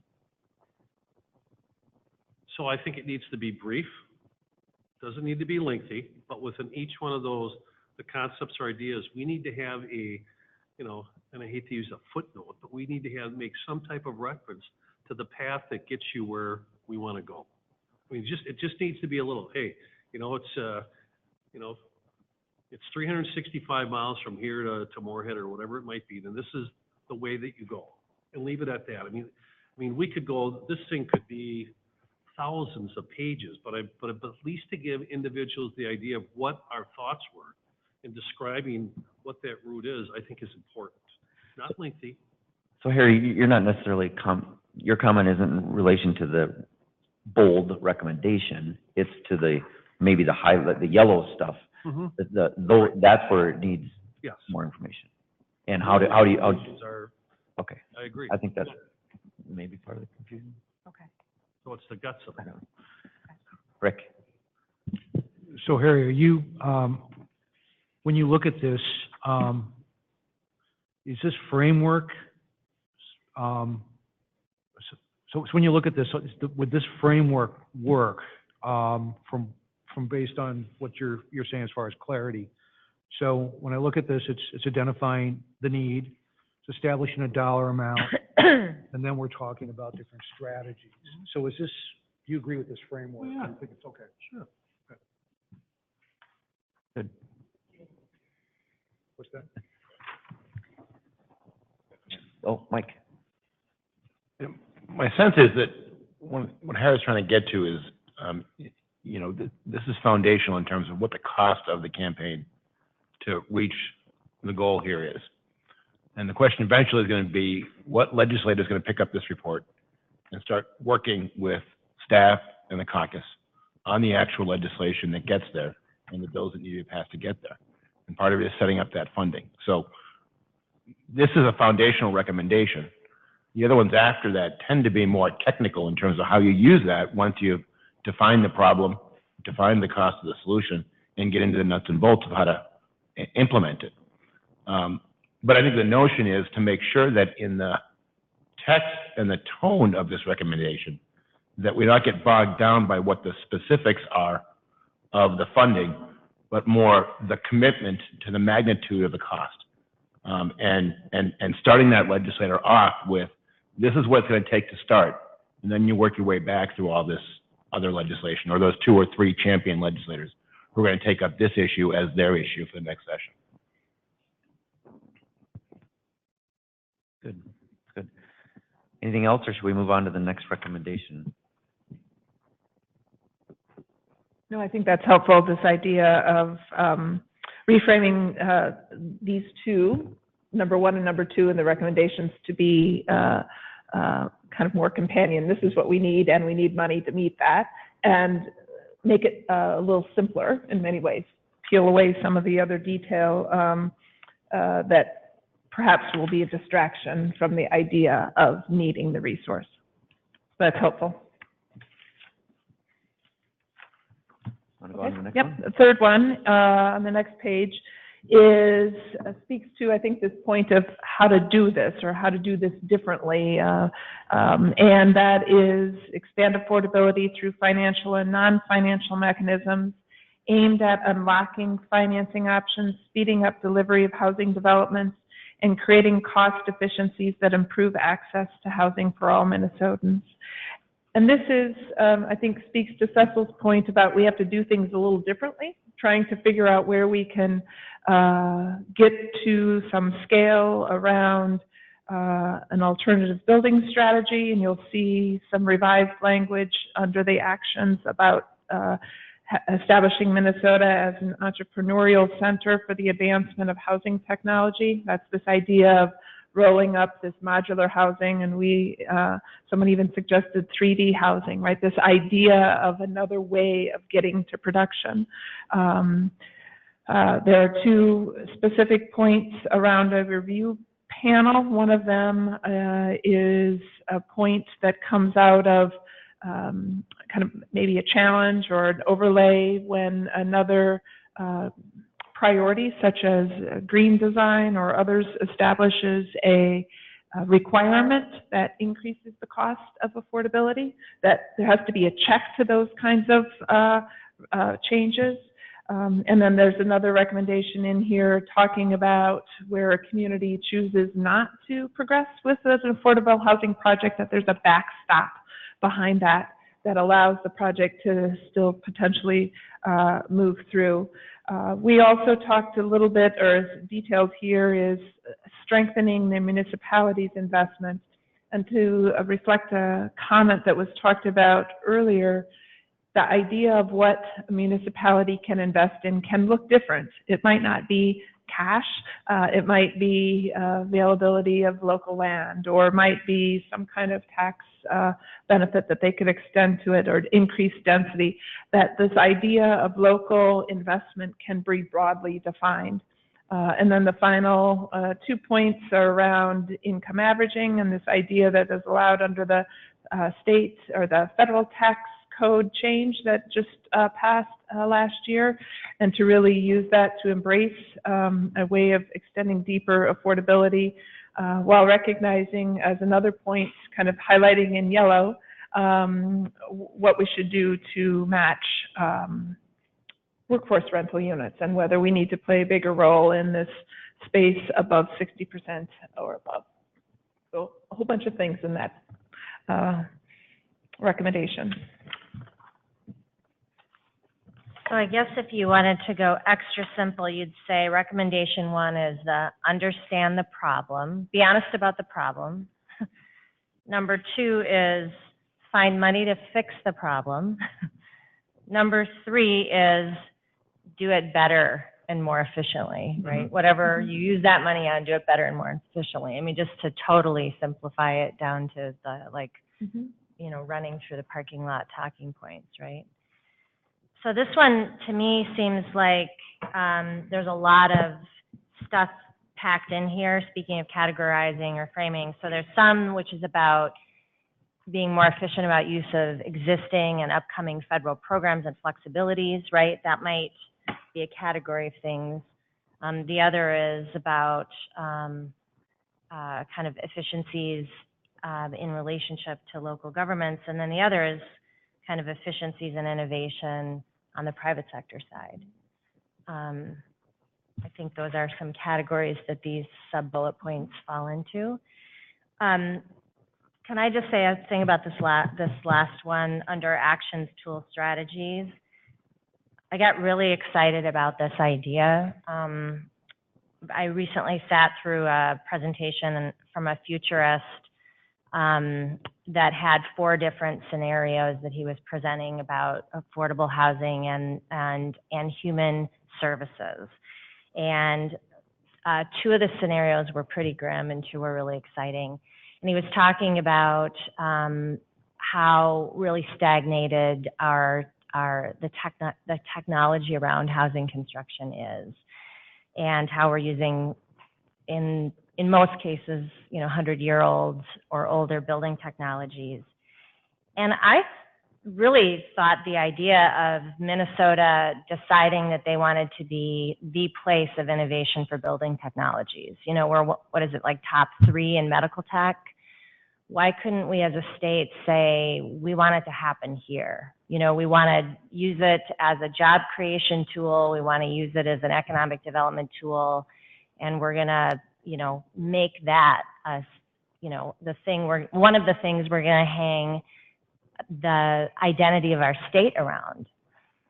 So that I just wanted to explain, because that got put in here with no previous conversation at this level, but I got all excited and I thought I'd try to bring some enthusiasm back for that. Go ahead, Akua. So for, under the actions tool strategies, number 3, the strengthen municipalities investment in housing. And then this last one that you just spoke to, Deidre, I think these are 2 that could take a similar approach to this highlighted text in the first recommendation, where we're throwing it all out there. I feel like we've kind of talked around municipal engagement in housing development and some of the policies and procedures that either spur or deter development or impact costs. But I think it's important that we get specific and kind of call them out. And I know that was one of the stretch areas that was identified earlier for this work group as well. So just, I think it could be helpful. Well, here, Deirdre. I mean, I think that's the kind of bold thinking and the thing that has made the state great in the past, and will continue to do so in the future if we take big ideas and we work hard at them. And I think I think we could be exporting apartments. I think state of Manitoba and surrounding states will buy apartments from us. I mean, we need to think like that. Like, this is an export good that we could be providing, because there are other, as we've heard, a national epidemic of local housing crises, and we can provide solutions as well as meet our own needs. But to the bullet that's the most vague here, expand workforce rental units by, I mean, that's a big solution, right? I mean, we can alleviate pressure in that part of the market space and provide something for that addresses this allocation gap, then that only helps us further down the AMI ladder. So I think I'm really interested in seeing specifics. Go ahead, Ellen. I have a suggestion. Yeah. So it's highlighted yellow because we haven't talked about it, and I put it in because it felt like it was absent. So the ... we're waiting for inspiration from this group and to add some detail to it. Okay, so I think some of the incentives that we're talking about, both operationally for affordable housing and some of the and in its development, those could be provided as light subsidies in this space as well, that would only spur development and would help address the allocation gap, because then you could put a lure on that deed, and then you've got some better matching happening between the market and the housing that you're creating. Yep. So just because I added that, the question is perhaps I added it in the wrong spot. So we're going to get to recommendation 5, which talks about incentivize the private market owners. One question to this group is, does this workforce rental housing that goes 60% and above better fit in a private market strategy, and that the suggestions for action in this incentivized private market owner category better match the kind of actions that get to expanded workforce options. Are you talking about existing or development, though? Responding specifically to Cecil's Well- point about its That one that highlighted statement. the ideas around how to achieve this goal are reflected potentially in other types of incentives. And I would like to, Yes. I think we definitely need to do that. In Greater Minnesota, that is one of the small programs that is now at Minnesota Housing Finance. And it is roughly $20,000 a unit incentive that is creating market rate housing. And we're seeing that where one of these properties is built in a community, it has raised rents, and other properties without any assistance are happening, like in Thief River Falls. There's proposed new projects now that were not happening before. And so we definitely need to include that in there, because there's a lot of good communities in Greater Minnesota that have jobs but not housing, and the jobs pay more than 60% AMI. So there's a couple of ways I think we can get here, because what we're talking about are markets that are quote unquote broken. And that's because there are no comps that have been built or been able to be built because of prevailing rents, because all of the supply in the last 30 years has had restricted rents. So we may not have to throw money at it, but going back to what Skip's talking about, we have to demonstrate that there's a market to raise rents to a certain level. Obviously, you're going to hit the income in the community, but, to go back and answer the question, it depends. Depends on the market. So maybe there's loan guarantees we can look at, or some way we can raise the rents to a level. I still don't think we can get the full market rent, and it may take some type of a light subsidy, but we have to begin by fixing these markets. And Worthington's had a demand for 350 to 500 units for over a decade, and the private sector has not been able to come in a meaningful way because they keep hitting the fact that they can't raise the investment, nor can they raise the capital, the debt capital necessary to build the buildings. So this recommendation is focused on supply and how we do supply. And I think the big answer is more supply, and especially at the lower end of the AMI scale. So, but this is a necessary part of that solution to make that work. It all work as a whole housing ecosystem. So I think it needs to be both and. That we need to have something in here that addresses it from a supply side and how do you incentivize supply, and then looking at how do you provide some operational incentives that could be layered on top of that. And then a local unit of government or at the state, there's a menu of options to say what would make this deal pencil. And yeah, we'll give you, A, C, and F because that'll help you pencil the deal out. And that way we're not cookie cutter, but there's options on the table that are available to help deals pencil. Rick. The other thing we've been talking about, state tax credit program, and when I think about that, I think that's a really good vehicle to use for private sector investment, both at the community and the state level. When I've been having conversations with employers for the last, 15, 20 years, it's always been, give me a donation. But if we can swing the language around to this is an investment, then we're really generating significant capital that we've not been able to do.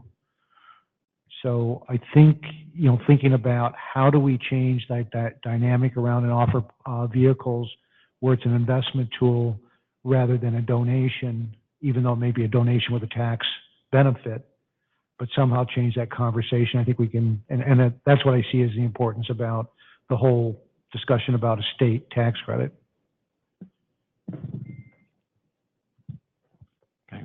Yep, go ahead, Mike. I go back to Akua's invitation, I guess. The bullet points on strengthening municipal investment as well as monitoring and supporting the formal process for appeals, et cetera.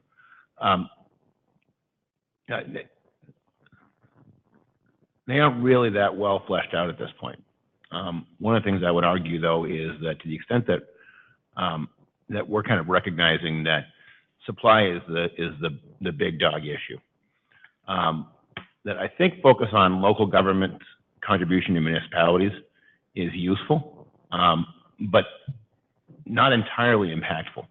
And I would argue that between these two, I mean, we've seen good examples of where, and I'd argue there are four kinds of communities in terms of attentiveness to affordable housing and action on it. There's the enlightened and creative community.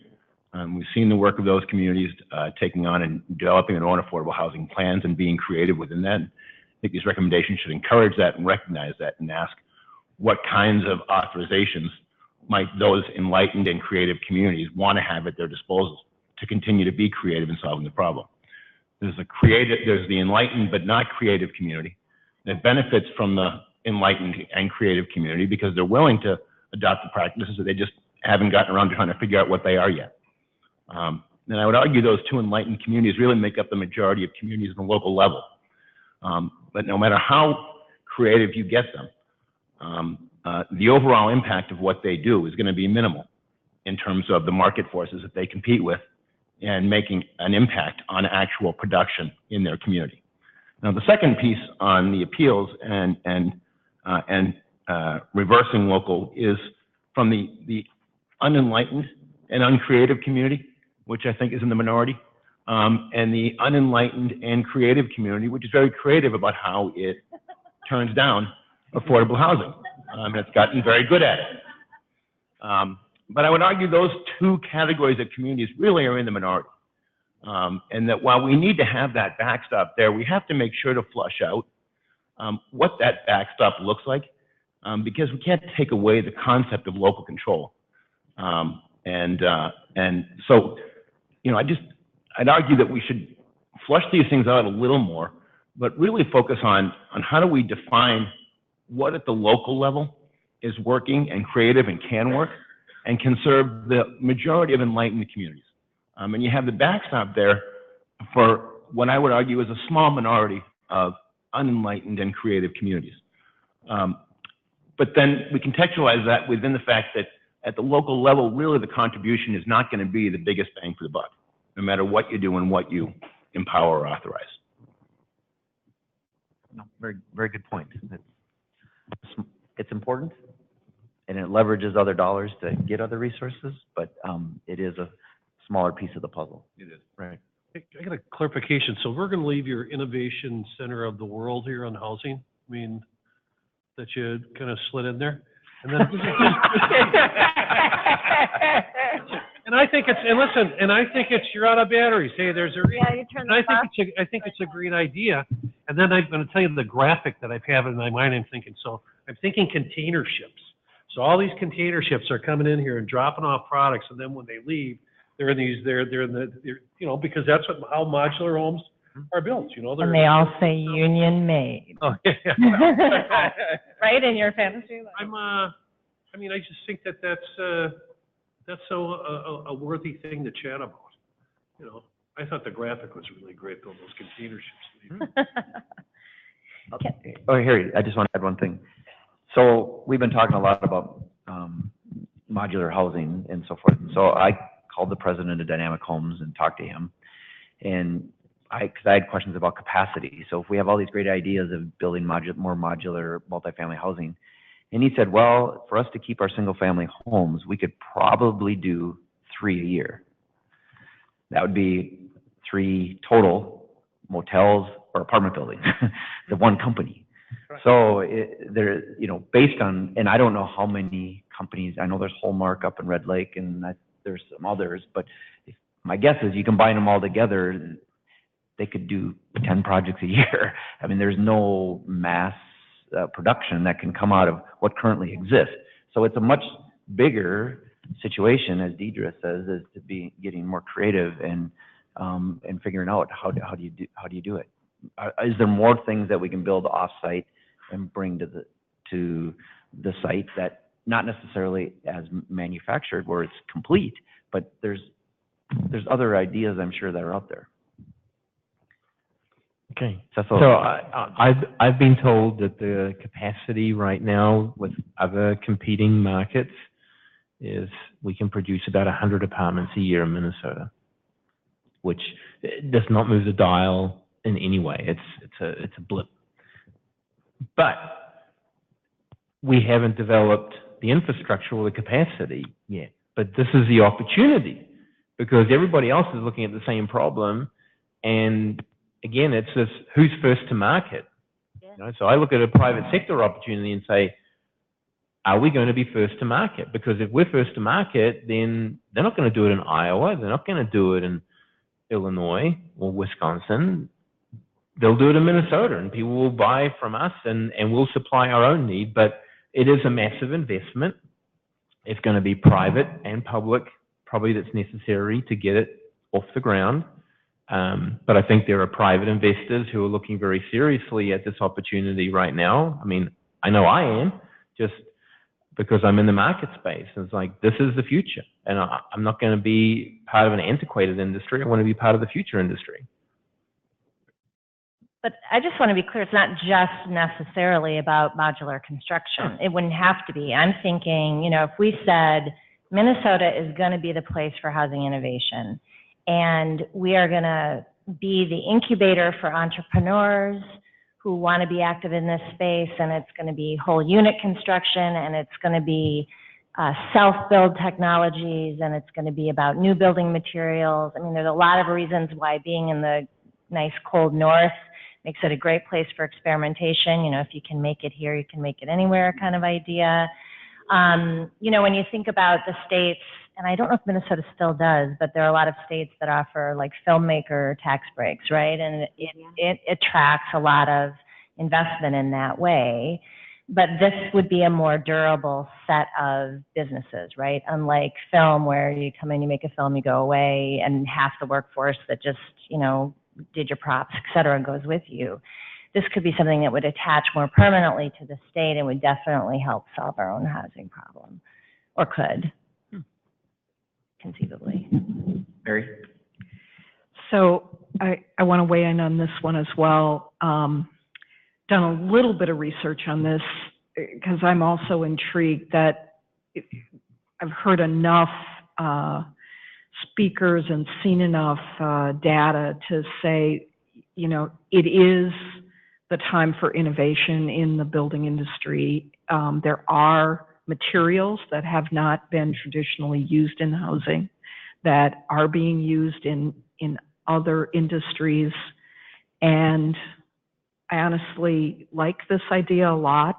And there are some kind of core competencies here, including the fact that we have some of the biggest logistics firms in the nation that are headquartered here, C.H. Robinson and others. And we are and have been for a long time a transportation center, whether you want to take ships out of Duluth or, you know, either trucks or railroads. We are in the center of the country. The one thing I do want to say is what I've read indicates that the big bugaboo to get this, you know, enough scale to get this industry started in a meaningful way is demand. Mm-hmm.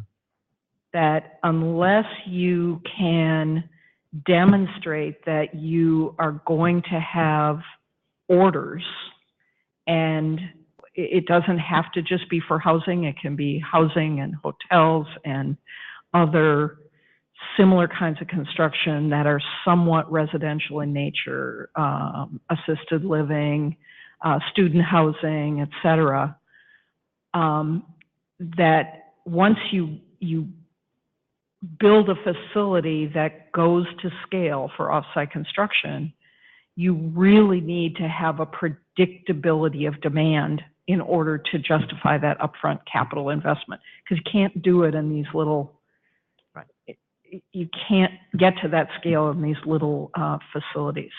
The final thing I want to say is there's some fascinating research about Sweden being at the forefront. And we do have a history in Minnesota of wanting to do things that they do in Sweden for historical reasons. And they actually have brought it to a pretty impressive scale in Sweden. And they do have a similar climate and just some other similarities as well. So I think there's something to build on here, and there's some research that I can point to and those sorts of things. But I'm happy to hear that Harry thinks that this is a good idea.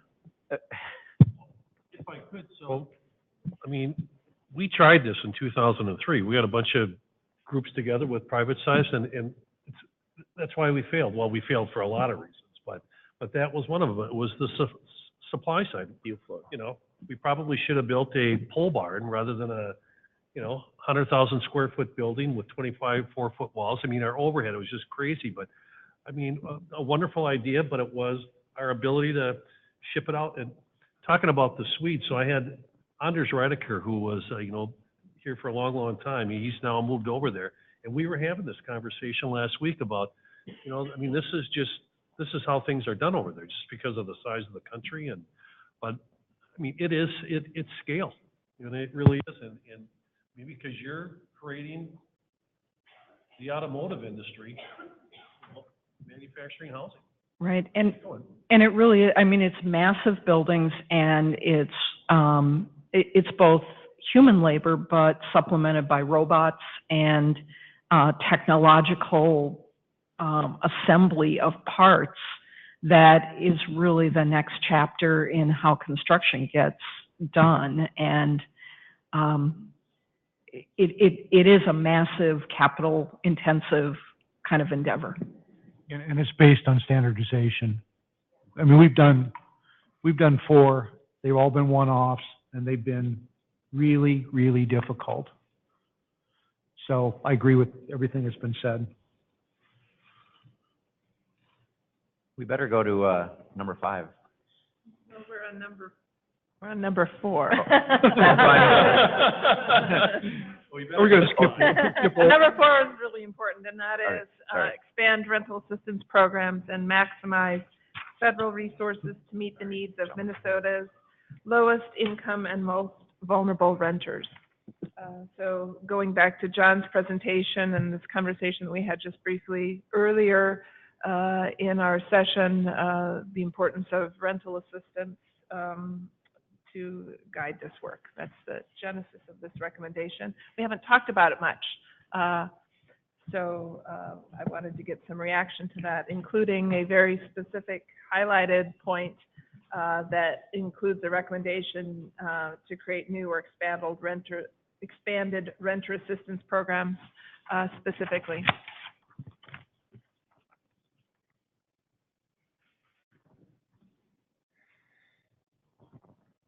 Can we jump to number 5 now? I did not slip anything into this one. Akua? I had a question maybe for the commissioner. The landlord guarantee program, I saw that listed somewhere in here as well. Is that tied? You have to access that separately from like a housing choice voucher. Is that true? The pilot program that we received funding for, we invited a limited number of social service agencies partnering with property owners to propose local programs. So I think there are somewhere between 3 and 5 programs that have been funded with the State Dollars 3. And they're all a little bit different because it's a pilot program.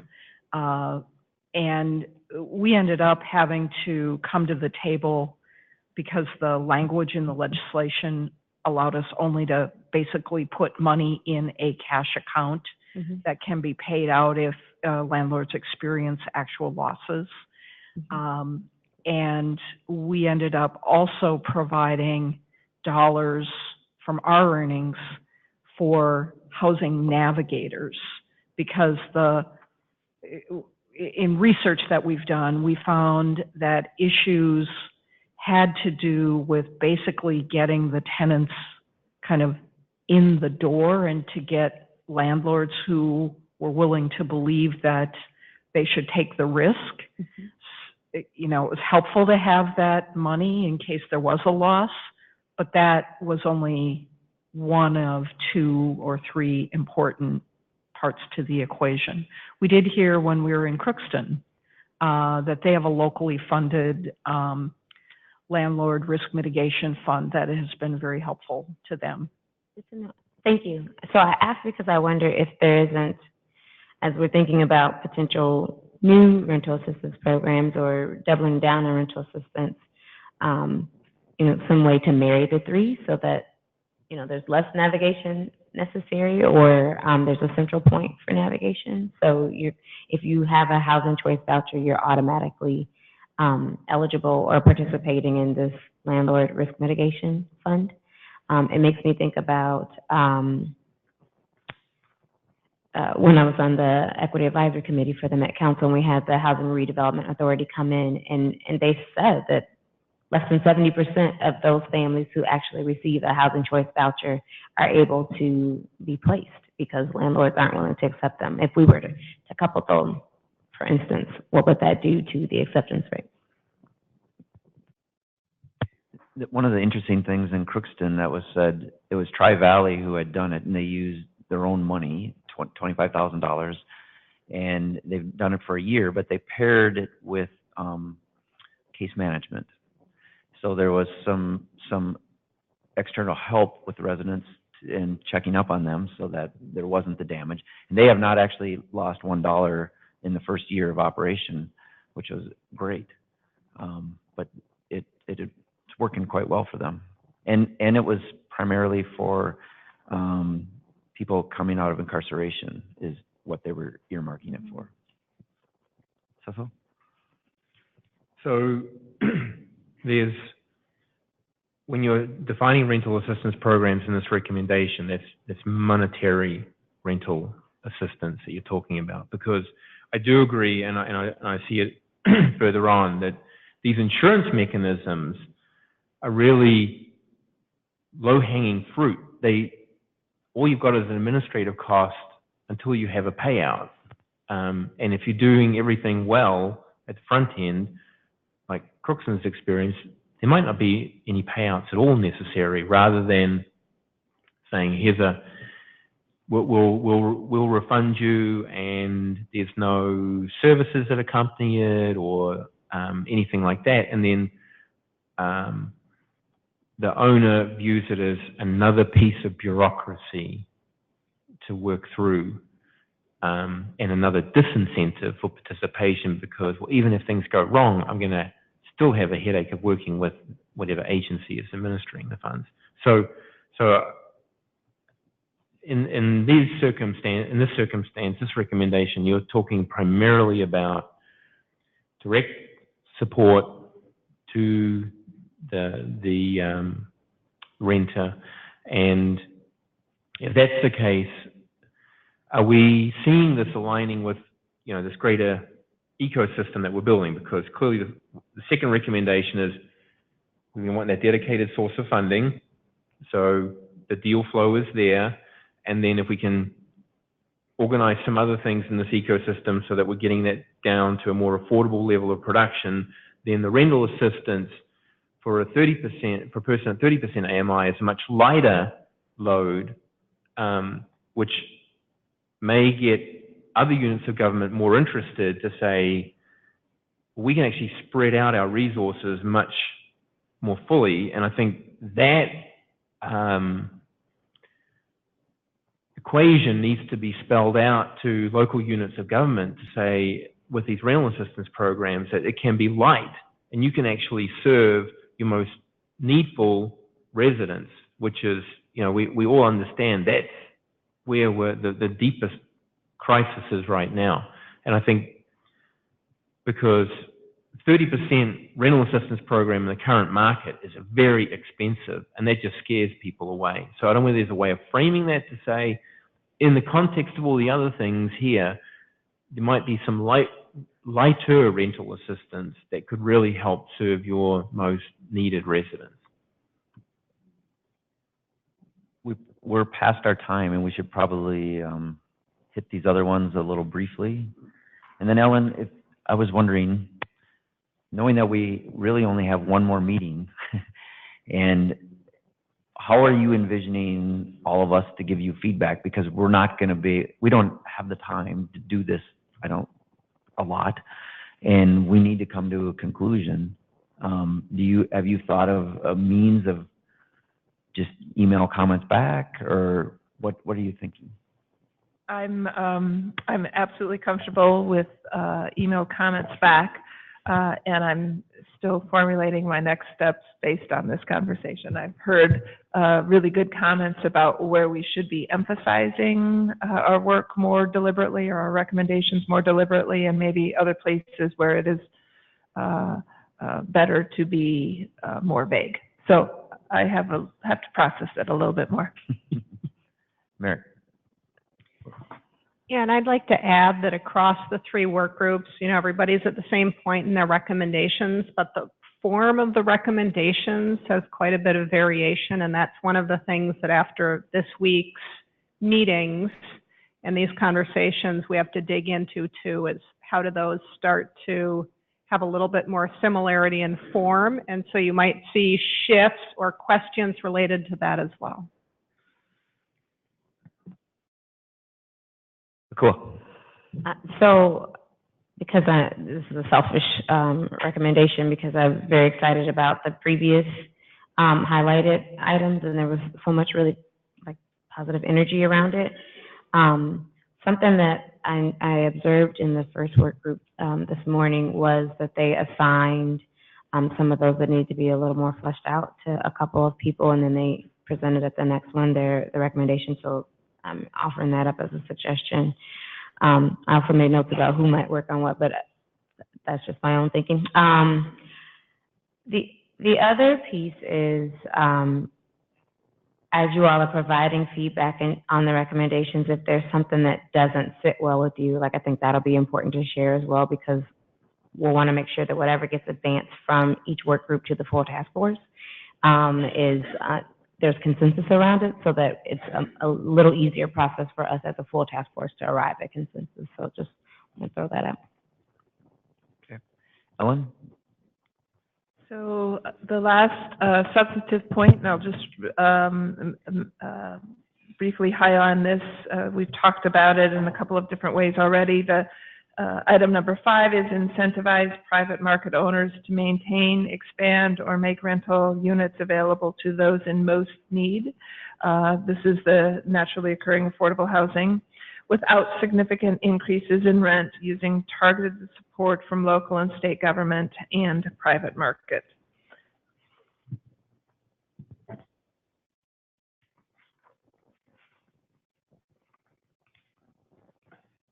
In this point, we hit on a number of the things I think Cecil mentioned there in a couple of different comments. We were talking about property tax ideas that we talked about at our last meeting. We talked about utility savings that translates into increased rent, and then this point going back to Akua's comment around the insurance mechanism. That's where this resides.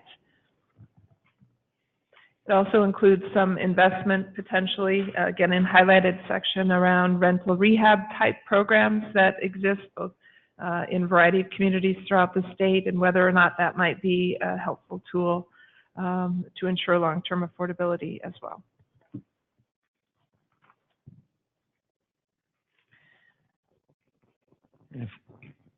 If we just want to jump to the last one then, and because we should probably move on. Sure. And then the last one, recommendation number 6, is, as you can see, is all yellow, which means that we still have much work to do on that point. We have scheduled a joint meeting with the Housing Stability and Opportunity Work Group for this Friday. Just got confirmation of that this morning, Friday, May 11th, from 1 to 2:30 here at Minnesota Housing. Again, in the interest of trying to wrap up some of our recommendations, we wanted to do that in a joint conversation with that group around this body of recommendations that relate to tenant stability, broadly, tenant protections, this whole body of work that includes a number of topics that have been talked around, although not specifically wrapped up. So that will be this Friday, and I'm happy to send that out to others who want to be a part of that call or meeting in person. So that could be a call. Yes. Okay. Just similar, just like, What as a go-to meeting? okay.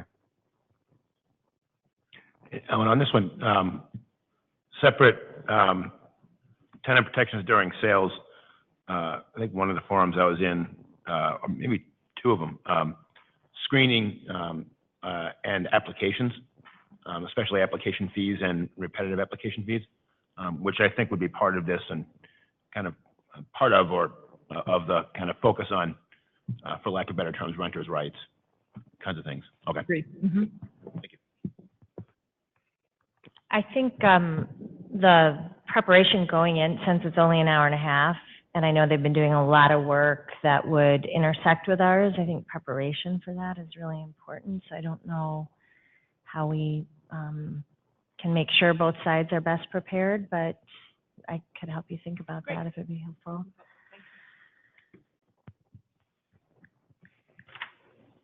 So Deidre, do you want to take the next?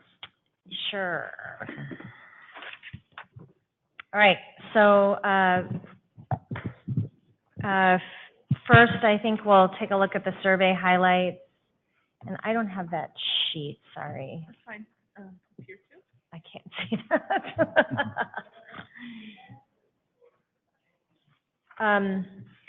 I think in the interest of time, since we are 20 minutes behind schedule and we do have a list of things that we still wanted to see if we have energy around creating recommendations for, I would just ask for top-level reflections on the survey highlights from folks.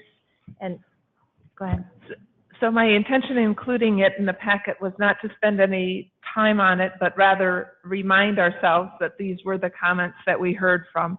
This is information that you have seen before, so this is not new data, but as we're getting ready to pivot into the next conversation about what we're missing, this is the suggestions that our larger group of stakeholders said was important for this group to consider. And I wanted just to add a reflection moment about what those buckets of work were. Yeah. I just wanted to bring up about rent control. Rent control. I know we've talked about it a number of times. David Smith certainly was not a proponent of rent control. He had lots of reasons why it doesn't work, and we've had some papers on it as well. Is that going to be further discussed at the joint meeting, or is that something? I mean, I personally haven't heard things that said we should jump into this. We did have it on the proposed agenda for a Friday conversation with the Housing Stability and Opportunity Group because it seems to be meaningful on what I might describe as both sides of the equation, both from an owner-operator perspective, which is where I feel like this group has been focusing our attention, and also from a tenant advocate perspective that we've heard from. So I do expect it will be coming up in some way on Friday very deliberately. Okay, thank you. So I would offer, based on the survey highlights, the one that I feel that we have done the least to address, and from my point of view in these discussions, is the helping small landlords maintain quality. And I'm wondering if anyone sees other gaps, or if anyone would debate that gap that I identify.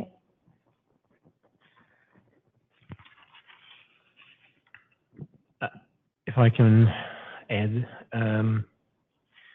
something, I saw some other data this last weekend from a national group, and I think what it highlighted for me was when I hear preserve naturally occurring affordable housing, I'm thinking about the economics of the housing, but some people hear that as, yeah, stuff needs rehabbing, stuff needs to be taken care of.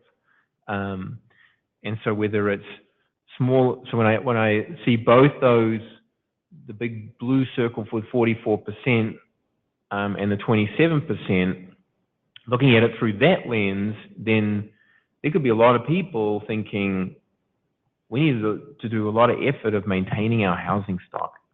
And part of the phenomenon of what's happened, in parts of Minneapolis and St. Paul is that is actually happening very naturally. It's losing some affordability. It's not making it ridiculous, but it is refreshing the housing stock, and that's not altogether a bad thing in the long term. So how do you do the rehab and the refreshing and still meet what we've been focused on, which is the economics of that housing and in the affordability?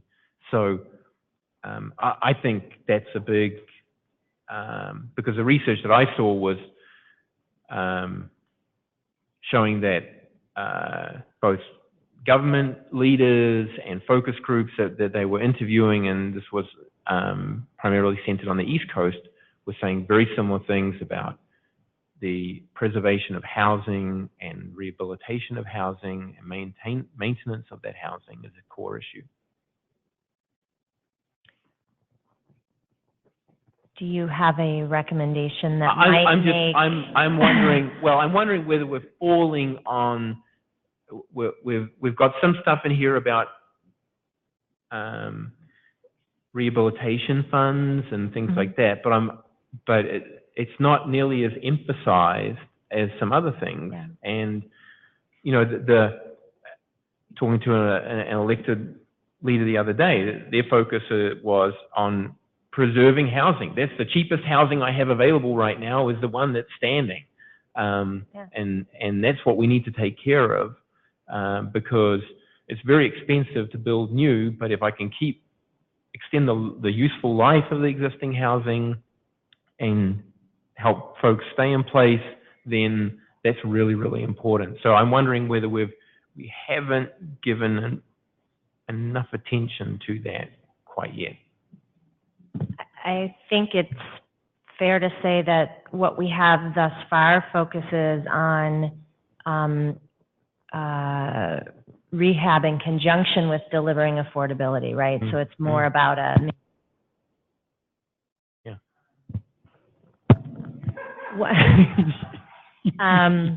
one thing, Cecil, from your point of view at MHA, and I think it's the investor member group, right? The smaller scale, is that the name for the smaller scale owner group? I would be interested in thoughts you or that membership has in how we could envision supports, incentives, removal of barriers for those owners to the extent that their needs are and their appetites are different than what I think we've targeted thus far, which is more owners at scale, professionalized, et cetera. So if, I for one would welcome ideas you have that might be specific. Yeah. So, most of us are very reluctant to get involved with the government. It tends to increase some pain, and a rehab is painful no matter what. It's disruptive. There's unknowns, and most of us go talk to our bankers about that. Or I've done some light rehab work, and I actually worked with my neighborhood organizations. They had low-cost capital. There were small loans, but it was very simple and effective, and I got lots of low-cost capital to get the project done, and it certainly refreshed the property. So that was very simple. It wasn't a unit of government. It was neighborhood money through NRP, and it was meant to improve housing stock, but it was very effective because it was very localized. again. So it's a very tailored solution into that, Minneapolis market. But are there themes out of that we can take and say, to small owners, is there and their mechanism was using Gimmick. That was a local housing provider, local resource, non-governmental, but certainly worked in partnership with government. So those kinds of providers were very helpful in that circumstance. And I think for small owners, accessing those kinds of programs where there might be some low-cost capital and maybe some restriction on rent immediately after the renovation might work.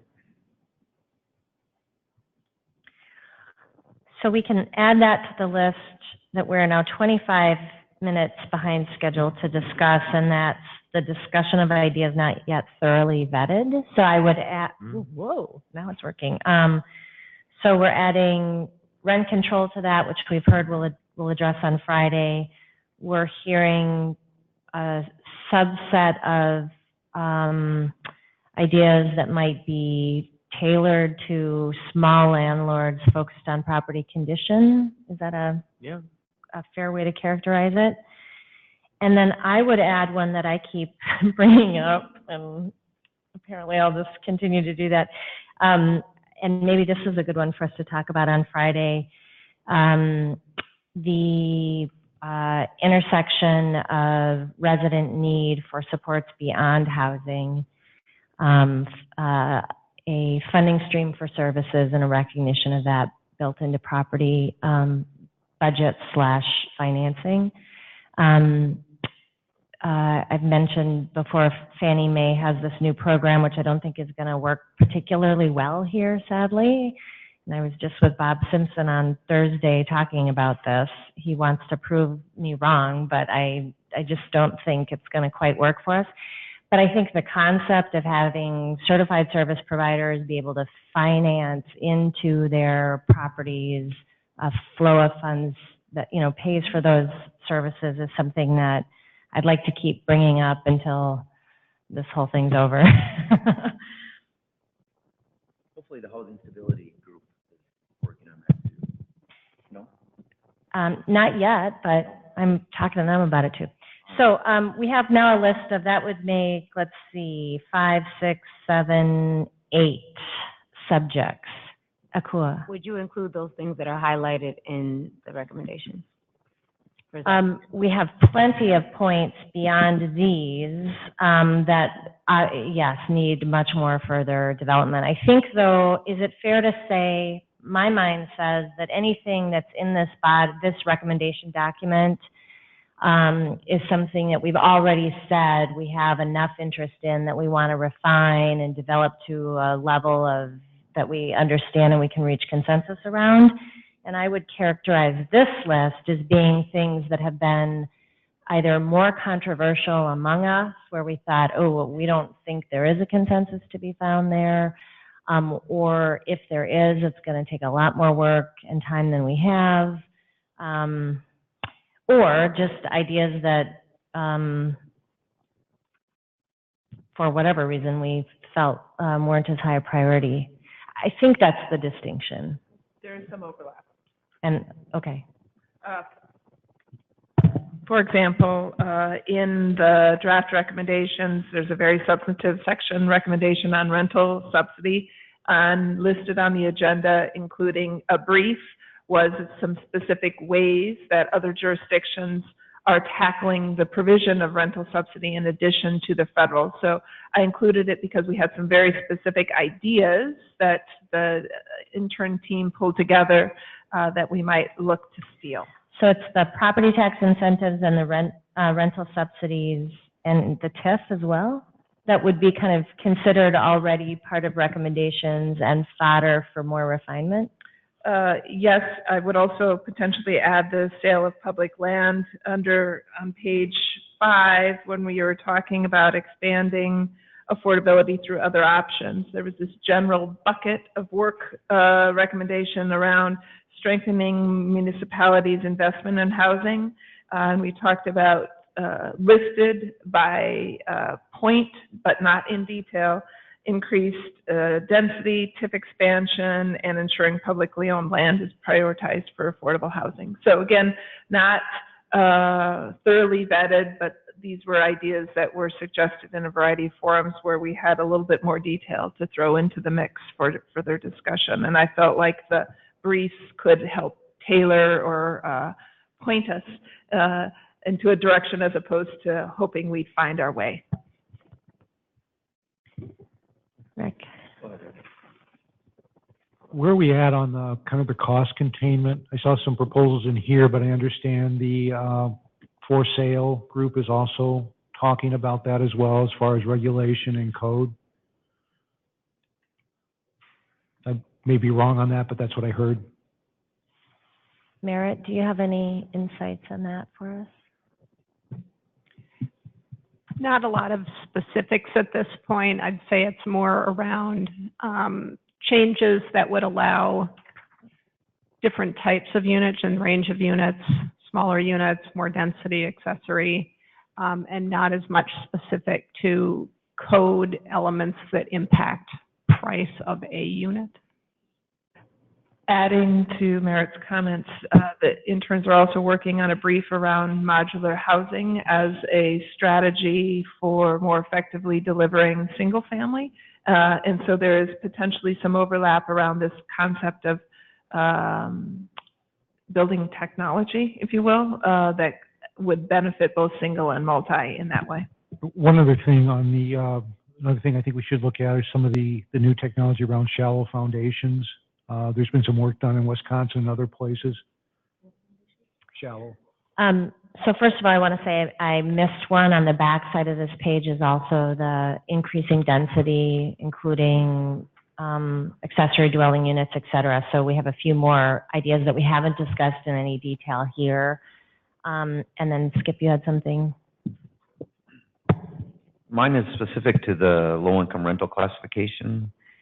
This year, there's the way the agency is looking at it is a bit different than it was done in the past.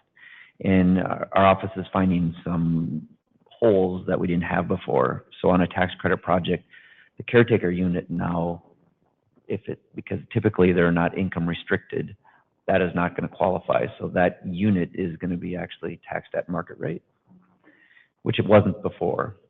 And we happen to manage a few properties that have Lemire-only mortgages.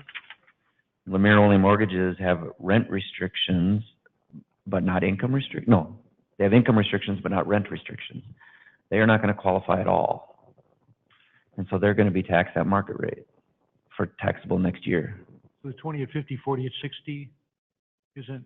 But because they don't have rent restrictions as well, they only have income restrictions. This is what we're being told anyways. And then the third one is RD properties. Only the RA units are going to qualify for the subsidy, because the other units, you could have over-income people paying overages, and they're not, and typically they don't, but only the RA units are going to count as qualified units for the subsidy. So I think these things, I don't think anybody intended it to be done this way, but I think some people are going to have surprises in their budgets next year when they get their property tax statements. We are too. So anyways, if we're making some suggestions, I just would like to throw those in the pot. Okay, so we have about 15 minutes. How much do we have in public commentary, Merritt? Okay, she'll check on that. We have about 15 minutes, and I would suggest that what we do with that 15 minutes is to think about what on this list, we only have a couple folks, to think about what on this list or ideas that are not on this list. This is kind of, I think, starting to feel like the final call for ideas that we think we might want to form a recommendation around. So,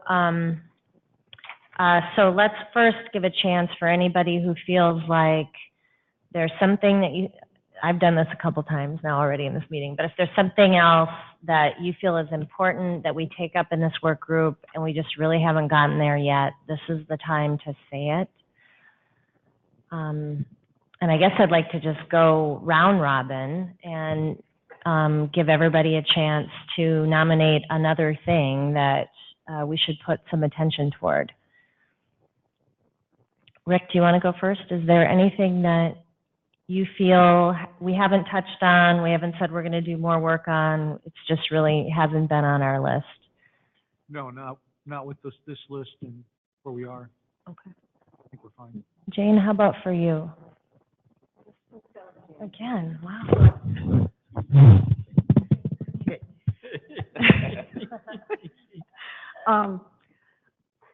I think also we need to be looking at like the regional forums we're doing.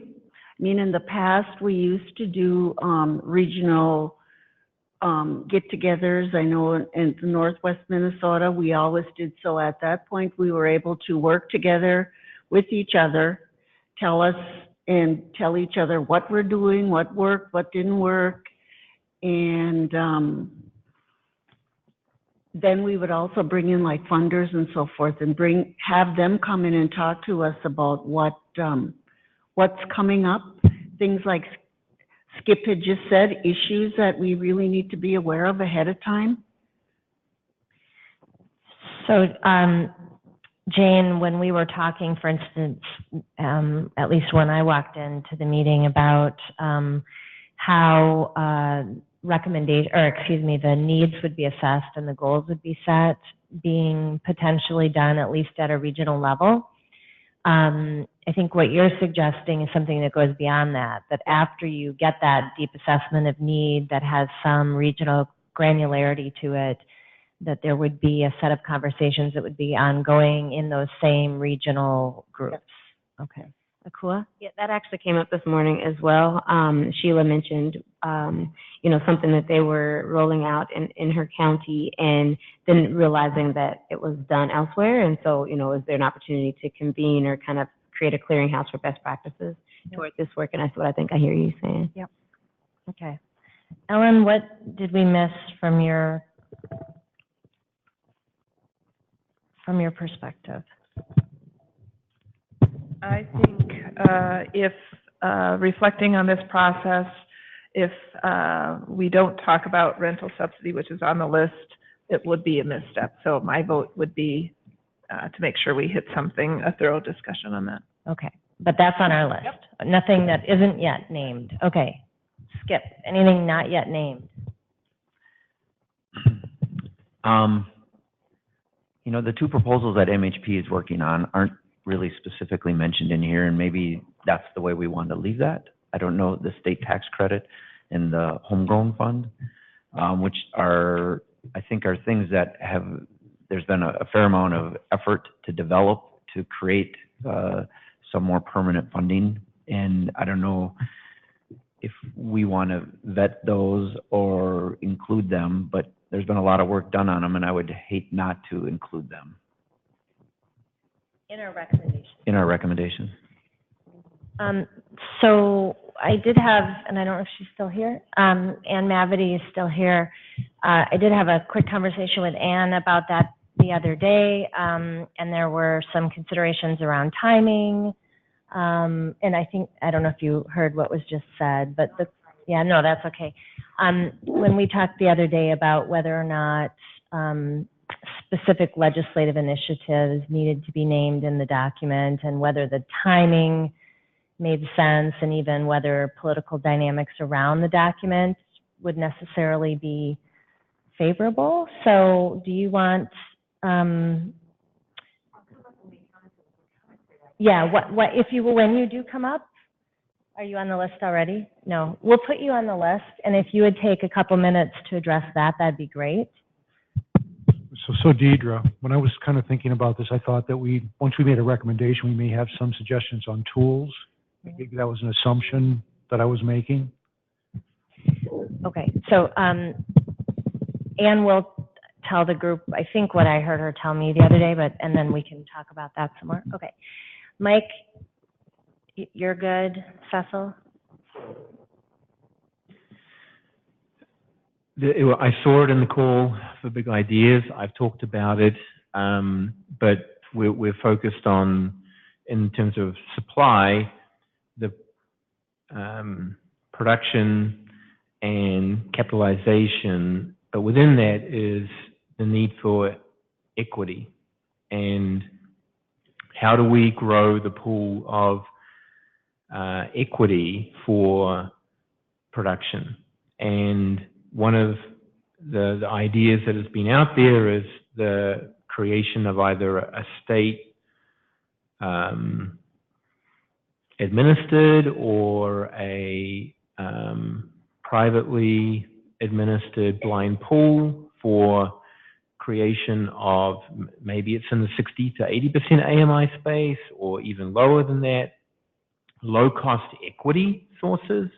So the model that we have right now is the NOAA fund at the Greater Minnesota Housing Fund for preservation. But what if we had a parallel fund or funds that were there for the development of new housing?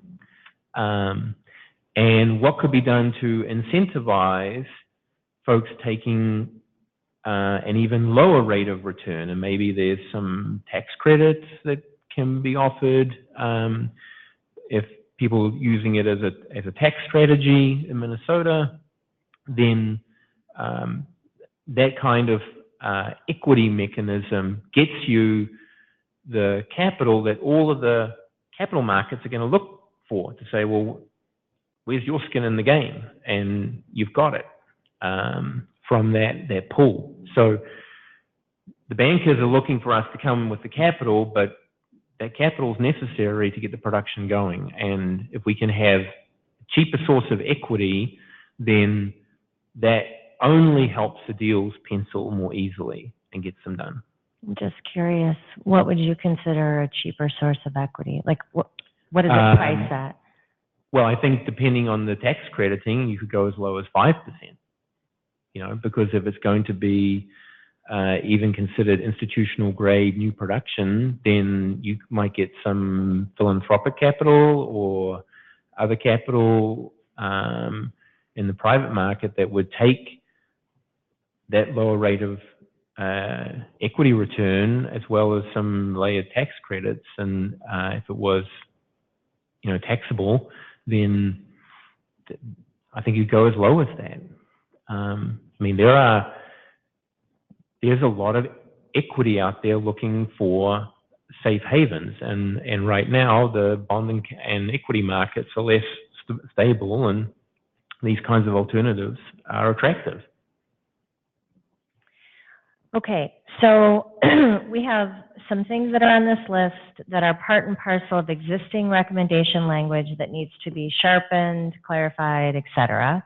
And we have some good research. Thank you very much, Gretchen and others, for doing that for us. So what I would suggest is that for each of those that's already part and parcel, that we basically divide up the responsibility, maybe, this is a suggestion, to work on those sections. And that anyone who had an idea that they wanted to advance, potentially as a recommendation, take the responsibility for articulating that in a brief recommendation form, and sending that back to the group. And I'm just off the top of my head suggesting that, because I think we wouldn't have time necessarily to take the next step, do a lot of discussion. Like, I could sit, you know, for an hour and talk to Cecil about this low-cost equity idea, but we don't have that many hours left for us. So if folks really care about an issue, think it has a place as a recommendation, they could invest that time individually or in small groups that comes to this body as a pretty well-conceived, well-thought-out idea. Does that feel okay? Mm-hmm. Anyone? Ellen? A question. I'm not sure I understood what you were saying about these potential ideas that have already been teed up. Is that more structured, or is that also kind of just come up with some ideas? Well, what I was suggesting there is that for those places, these ideas that still need sharpening in the base recommendations, that we assign those out. And that, you know, a person works, say, with you to really get that language where we need it to be. And so that the people who care about those issues most or have the most insight into them could work with you so that there's consistency of language and all of that, and it all fits in. Rick? Cool, just pointed out on the cost containment, so there was a set of recommendations from April 6th. So are those finalized? They're still draft?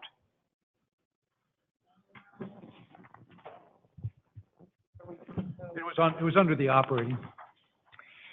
So I think those ended up showing up in they're not numbered, but the recommendation about incentivizing private market owners to maintain or expand.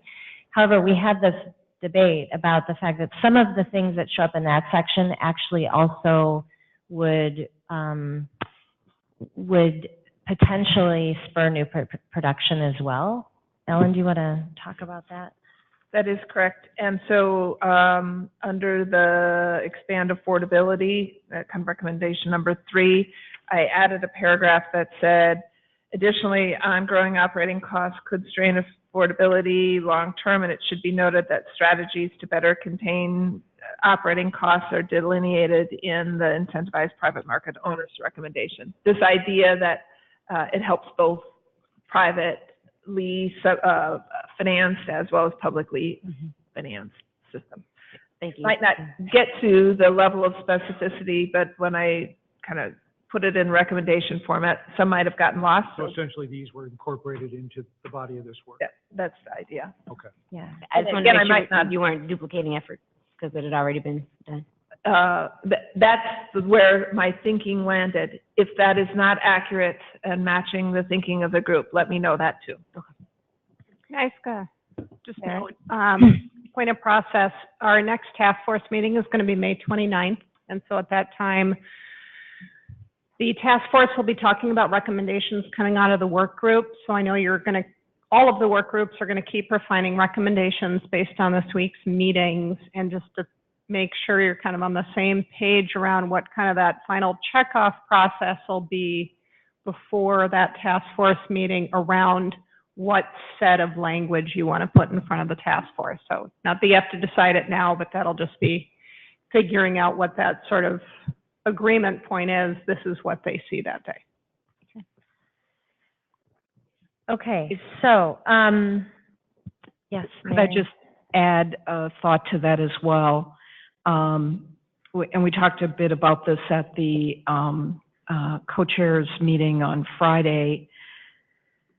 We're really moving towards a time in the work of the task force where we're going to start to look for cross-fertilization among the 3 work groups. So we anticipate that at the task force meeting, we haven't quite figured out exactly how, but that we will ask people to work in smaller groups that have representation from each of the work groups.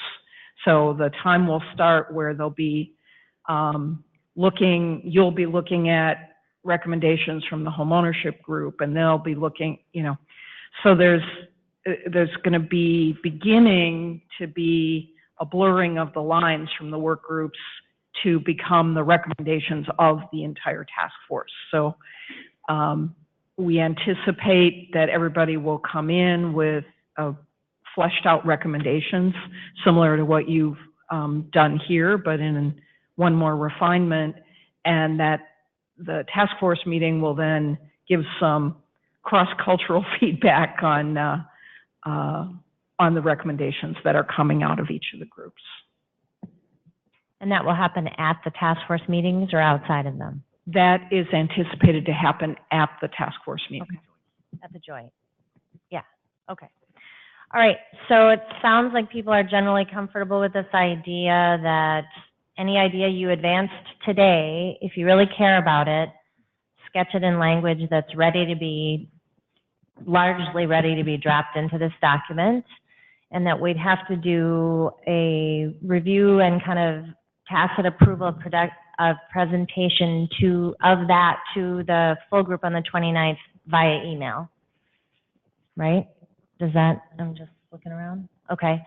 But then we do need some volunteers to work with Ellen on the areas that still need greater clarification in this existing set of recommendations, particularly on the subjects of property tax incentives, rental subsidies, TIF modifications, and what was the fourth one?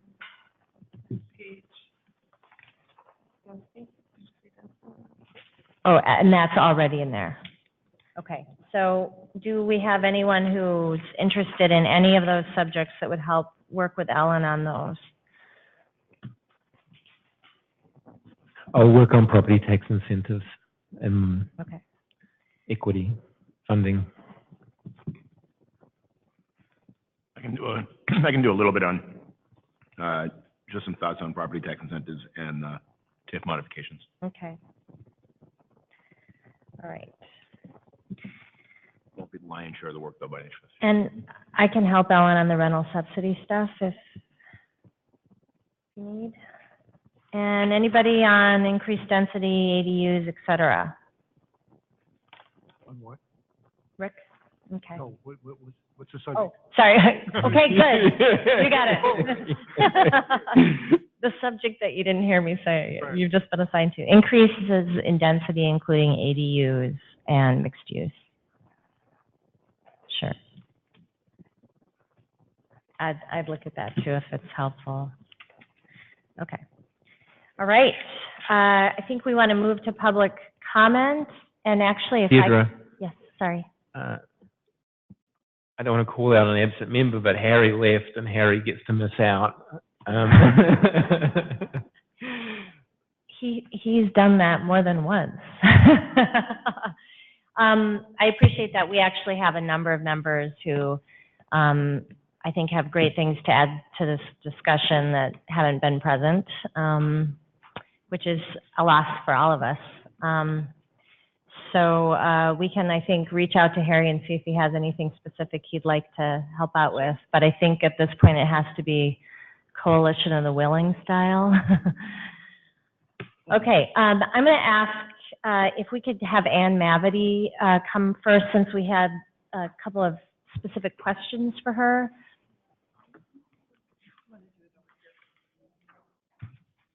It doesn't matter. Okay. We have two that actually work. So Ann, you may have some general comments you want to make. We're trying to keep everybody, I think, to just a couple minutes if they would. But if you could start by addressing the question that we had here at the work group, what would be the considerations about specific mention of legislative initiatives that you have going in this document, and remind us of the timing of your efforts relative to our timing? So to your first question, I would say that the recommendations that'll come out of this group, I think, are going to be enormously important to providing that kind of bump and that political will and timing. I want to make sure that I'm framing this to what we talked about. We talked about a lot of things. Yeah. One of the things specifically is, as we're talking, you're throwing me off. Can I just go through? Oh, sure. Yeah, let me just go through and then this, we'll follow because I'm up going to come right back to this. Okay. So I just want to go through a couple different things. One is, I think it's really critical. I really support what you've done on talking about the projection of need. And one of the things that we have talked about, which is we have undersold the problem for years and years, where we've thought that if we actually identify what the full need is, it would knock everyone's socks off, and so therefore we wouldn't talk about it. And I think that what we're doing in this process of actually identifying how great it is, we haven't tried that yet, so maybe we should give that a try. So I want to really affirm the direction you're heading and not to undersell what that full need is. And I think the futurist that spoke to you all was talking about if you can't solve a problem, make it bigger. And I think, again, to that point, that speaks to this. The second thing I wanted to say is, again, affirming, and I have a sheet on this, on the dedicated revenue source. MHP is working very hard to try to put together a very strategic and organized campaign to support this recommendation, which we hope would come out of this task force for a dedicated revenue source. And again, the recommendations coming out of this task force will be enormously important to giving that some foundation and direction, and so very much support that as well. And along those lines, specifically as you were listing those potential sources, I would like to request that, and you discussed this, but to again reinforce, to actually have this task force go in and look at some of those sources. We know exactly for many of those sources how much revenue they generate, and being able to say, document recording fees generate X amount per year for the state, and understanding if any of that's already been allocated elsewhere or not would be extraordinarily helpful for getting a scope for what is actually out there. And for other sources like sales tax or others, understanding, what kinds of increases would generate what kind of money. Just those basic facts would be very helpful for this conversation, even if we can't point to a specific one for the resolution. And so, Deidre, I want to make sure I'm now addressing, if I haven't yet, your point about the timing. Is this your question? Yeah, so my question is twofold. Would specific mention of your legislative initiatives come in time to help you at all? For this year? Pardon? For this year? Or for next year? Yeah, for this year. Okay. And second, is there any hesitation to being specifically named in this document? Like, let's say, for instance, we have a governor of a different party next year. Would specific mention in a document that came out of a Democratic governor's task force actually damage your initiative if you were to pursue it again a subsequent year? While I think that carries a risk, I think that there is a greater benefit to highlighting the issues and the needs. So again, I want to make, as we're getting to this, there's specific initiatives like a state housing tax credit, which I'm not seeing yet, state housing tax credit, or with this dedicated revenue stream, which doesn't yet have legislation. It's a campaign to create it. So while I think that there are certainly risks, I think that it's important to raise these up. So you'd like to be specifically named if we think that's appropriate? We would like to have these, we don't need to be named. Right. But the legislation. Yeah. Okay, great. Thank you. All right, so next we have Jack Can.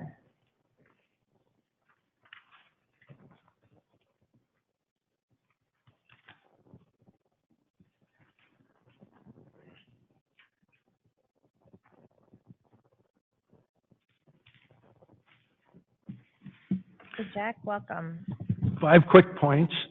If I understood John Patterson research correctly, the price tag for addressing what are probably the state's most pressing unmet needs is an additional $1 billion a year. You ought to say that. It's really important to say that. Secondly, if that's what's really needed to address the state's most pressing housing problems, that requires a dramatic change in behavior by state and county and local governments. And you don't catalyze a dramatic change in behavior with a boring bureaucratic report. And I'm afraid that that's what I saw in the framing language, or the fragment of framing language at the start of this thing. You need a dramatic statement, not a bland statement. Third, that $1 billion that John projected is aimed at households with incomes less than or equal to 30% of AMI. You absolutely need operating and rent subsidies for that. That should be stated way more expressly in the recommendations, maybe as a third recommendation. Fourth, one obvious local source for that is tax increment financing. The current state law does not permit use of TIF for operating subsidies or for rent subsidies, except in maybe some extremely limited circumstances. And that state law should be changed. And finally, although it's coming up on Friday, I should say that rent control is protecting renters in dozens of cities around the country. The Minnesota legislature has already made it extremely difficult to have rent control in Minnesota. City councils can't adopt rent control. If they're adopted at all, it has to be done at a general election.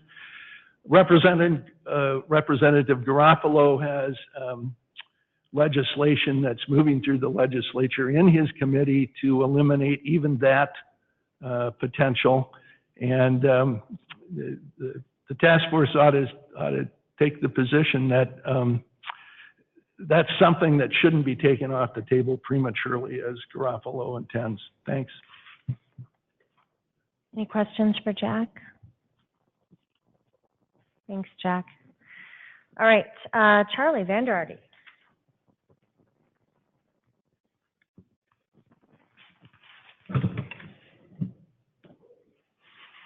Good afternoon. Thank you. Charlie Vanderarty for Metro Cities, and we represent cities in the 7-county metro region at the legislature, executive branch, and at the Metropolitan Council. I appreciate the conversation and the points made today on local roles in housing. It's come up in the recommendations as well as on the final sheet. Metro Cities in the League have had the pleasure to meet with task force staff on local roles in housing and looking at the recommendations as well as the other issues on there. Looking at that, I think there's an opportunity to actually dive into local roles in housing before there are recommendations actually made on that. And I'll go into a couple examples here. One is with the recommendation number 3 to expand affordability action step. Number 4 talks about monitor and support the formal process to appeal local decisions. And I think their background would help on that. So if you look at in the metropolitan area, cities submit their comprehensive plan updates every 10 years. And by statute, they're required to match their zoning to that. And in those comprehensive plans, the requirements of the Metropolitan Council is to guide land at the 3 different levels of affordability. So up to 30% area median income, 31 to 50% area median income, and 51 to 80% of AMI. So cities are required to guide land for that. And if their zoning will have to match within 6 months, then if a project comes before a city council and meets what zoning is, then the city has 60 days to take action on that. And if it meets the zoning, the city makes an administrative decision that, yes, we approve it. There's an extension for another 60 days, possibly for up to 120 days, but that is the statutory cap on how long a city can take to make a decision on a project. And so I think that's important context for the task force and the work group to have background on. Additionally, when you have an elected city council, there's a public process in place where there's community input and feedback. And so that includes existing residents, future potential residents for a development, as well as affordable housing advocates. A lot of times there's overlap in those communities. And so if there was a recommendation in place to preempt that, I think that would be concerning for people on all sides of that, since there is a political process in place to look at what a potential project could be. The second point is on the last slide in regard to TIF pooling.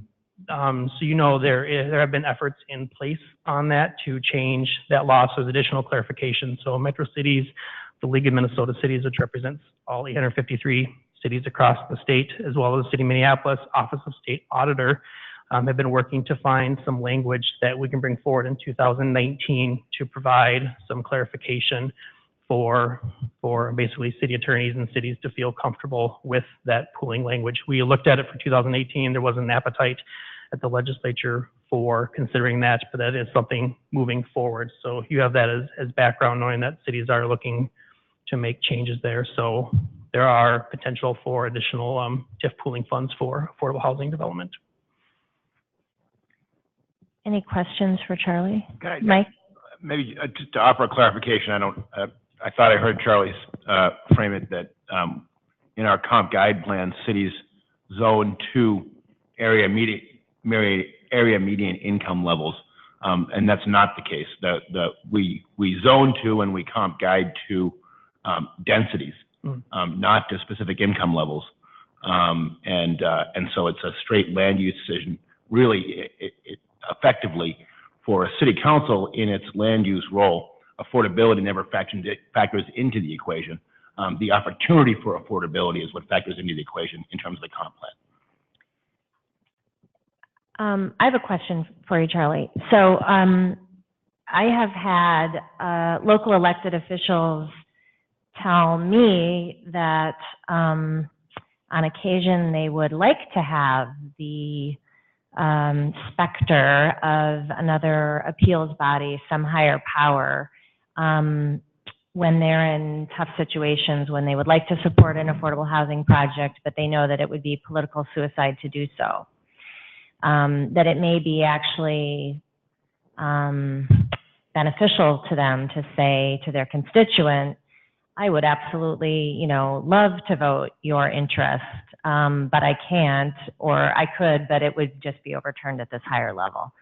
I guess it's unfair of me to ask whether you have heard anything like that yourself or whether you think that would ever be the case, but you can blink twice if you think so. But I guess just more generally, do you think there is some space there where a higher appeals body could be helpful in resolving even, areas or decisions of contention at the local level, where you might have part of the community that's for and part that is against, putting, individual elected officials in a really tough place? Is there anything positive that you think your membership might see in a higher body of appeals? I think part of a policymaker's role is to weigh the competing proposals at place. I mean, part of my job at the legislature is to educate policymakers and they make their decisions. But looking at any kind of preemption or higher, land use decisions are made at the local level, and so I wouldn't support something that would have a basically way to overturn a local decision, something that we would support. And I realize policymakers are in a tough spot, but they're elected officials and they weigh what different stakeholders present to them. And I was just gonna. If I can comment, the challenge I would argue is that there is recourse right now, but it's the courts, and it's incredibly expensive. It's adversarial. And it doesn't get at the policy issues. And Charlie and I may disagree on this, but I'm not quite sure that I agree with you on exactly the framing. You might have heard from other elected officials, and there are times when, I've been on a council where we didn't approve a project, and we knew darn right well that it would get overturned in the courts, but our attitude was better the courts than us because I've got a room full of constituents. Now, that wasn't an affordable housing project, but I would argue that as an elected official, there are times when I would like to see that because where I'd like to see a follow-up mediation process that's very clearly defined, but only when certain things are in place. Charlie, I think, talks about the process technically correctly, but when a project comes through and you have an advisory planning commission that recommended the product. You have a council that is split on the product, some about it being philosophically unenlightened and creative, which is a dangerous combination. They only have to come up with a rationale. And the rationale doesn't really have to hold much water. And you can have a split council at that point, and a council that might be enlightened but is being held back by one or two council members who insist on making decisions and justifying decisions in ways that are, at the end of the day, clearly arbitrary and capricious. But the only outcome is for the the applicant to go to court and take on the cost of suing. And that doesn't start that off well. So, I mean, I would argue in those kinds of situations, I would argue that there does need to be some sort of a backstop. But at the same time, maintaining that most councils don't operate in that way. But when they're clearly operating outside of that, for lack of better terms, predatory purposes, to either decrease density or specifically fight affordability, and it happens on both levels. I mean, I've had challenges getting market rate high density approved in the city of Eagan because there's a general skepticism towards it. So, I mean, it's a little more nuanced than that. I mean, I think, Charlie gives a good technical explanation of it. But, I mean, I would just be leery of holding local governments overly contemptible, or of saying that they are never in a position where they're actually accountable for a poor decision and should be able to, and should have to respond to somebody at a higher level. Now, Charlie and I might disagree on that or on where the shades are on that, but I think it's important to call out. Excellent discussion. I know we've run over. I really appreciate everybody's extra 10 minutes. Any other business we need to conduct before we leave? Merritt? Just we have our last two regional forums coming up this week in St. Paul. It's going to be at the St. Paul University campus, and then Sleepy Eye on May 15th. Information online about those two forums. Then we have our next task force meeting the day after Memorial Day. So Tuesday the 29th, it will be at Wilder again. And then you have your final official work group meeting on Monday, June 4th. And will there be the customary dinner on Memorial Day? No. Okay. You can do that with your family. Thanks. All right. Thanks, everyone. Thank you.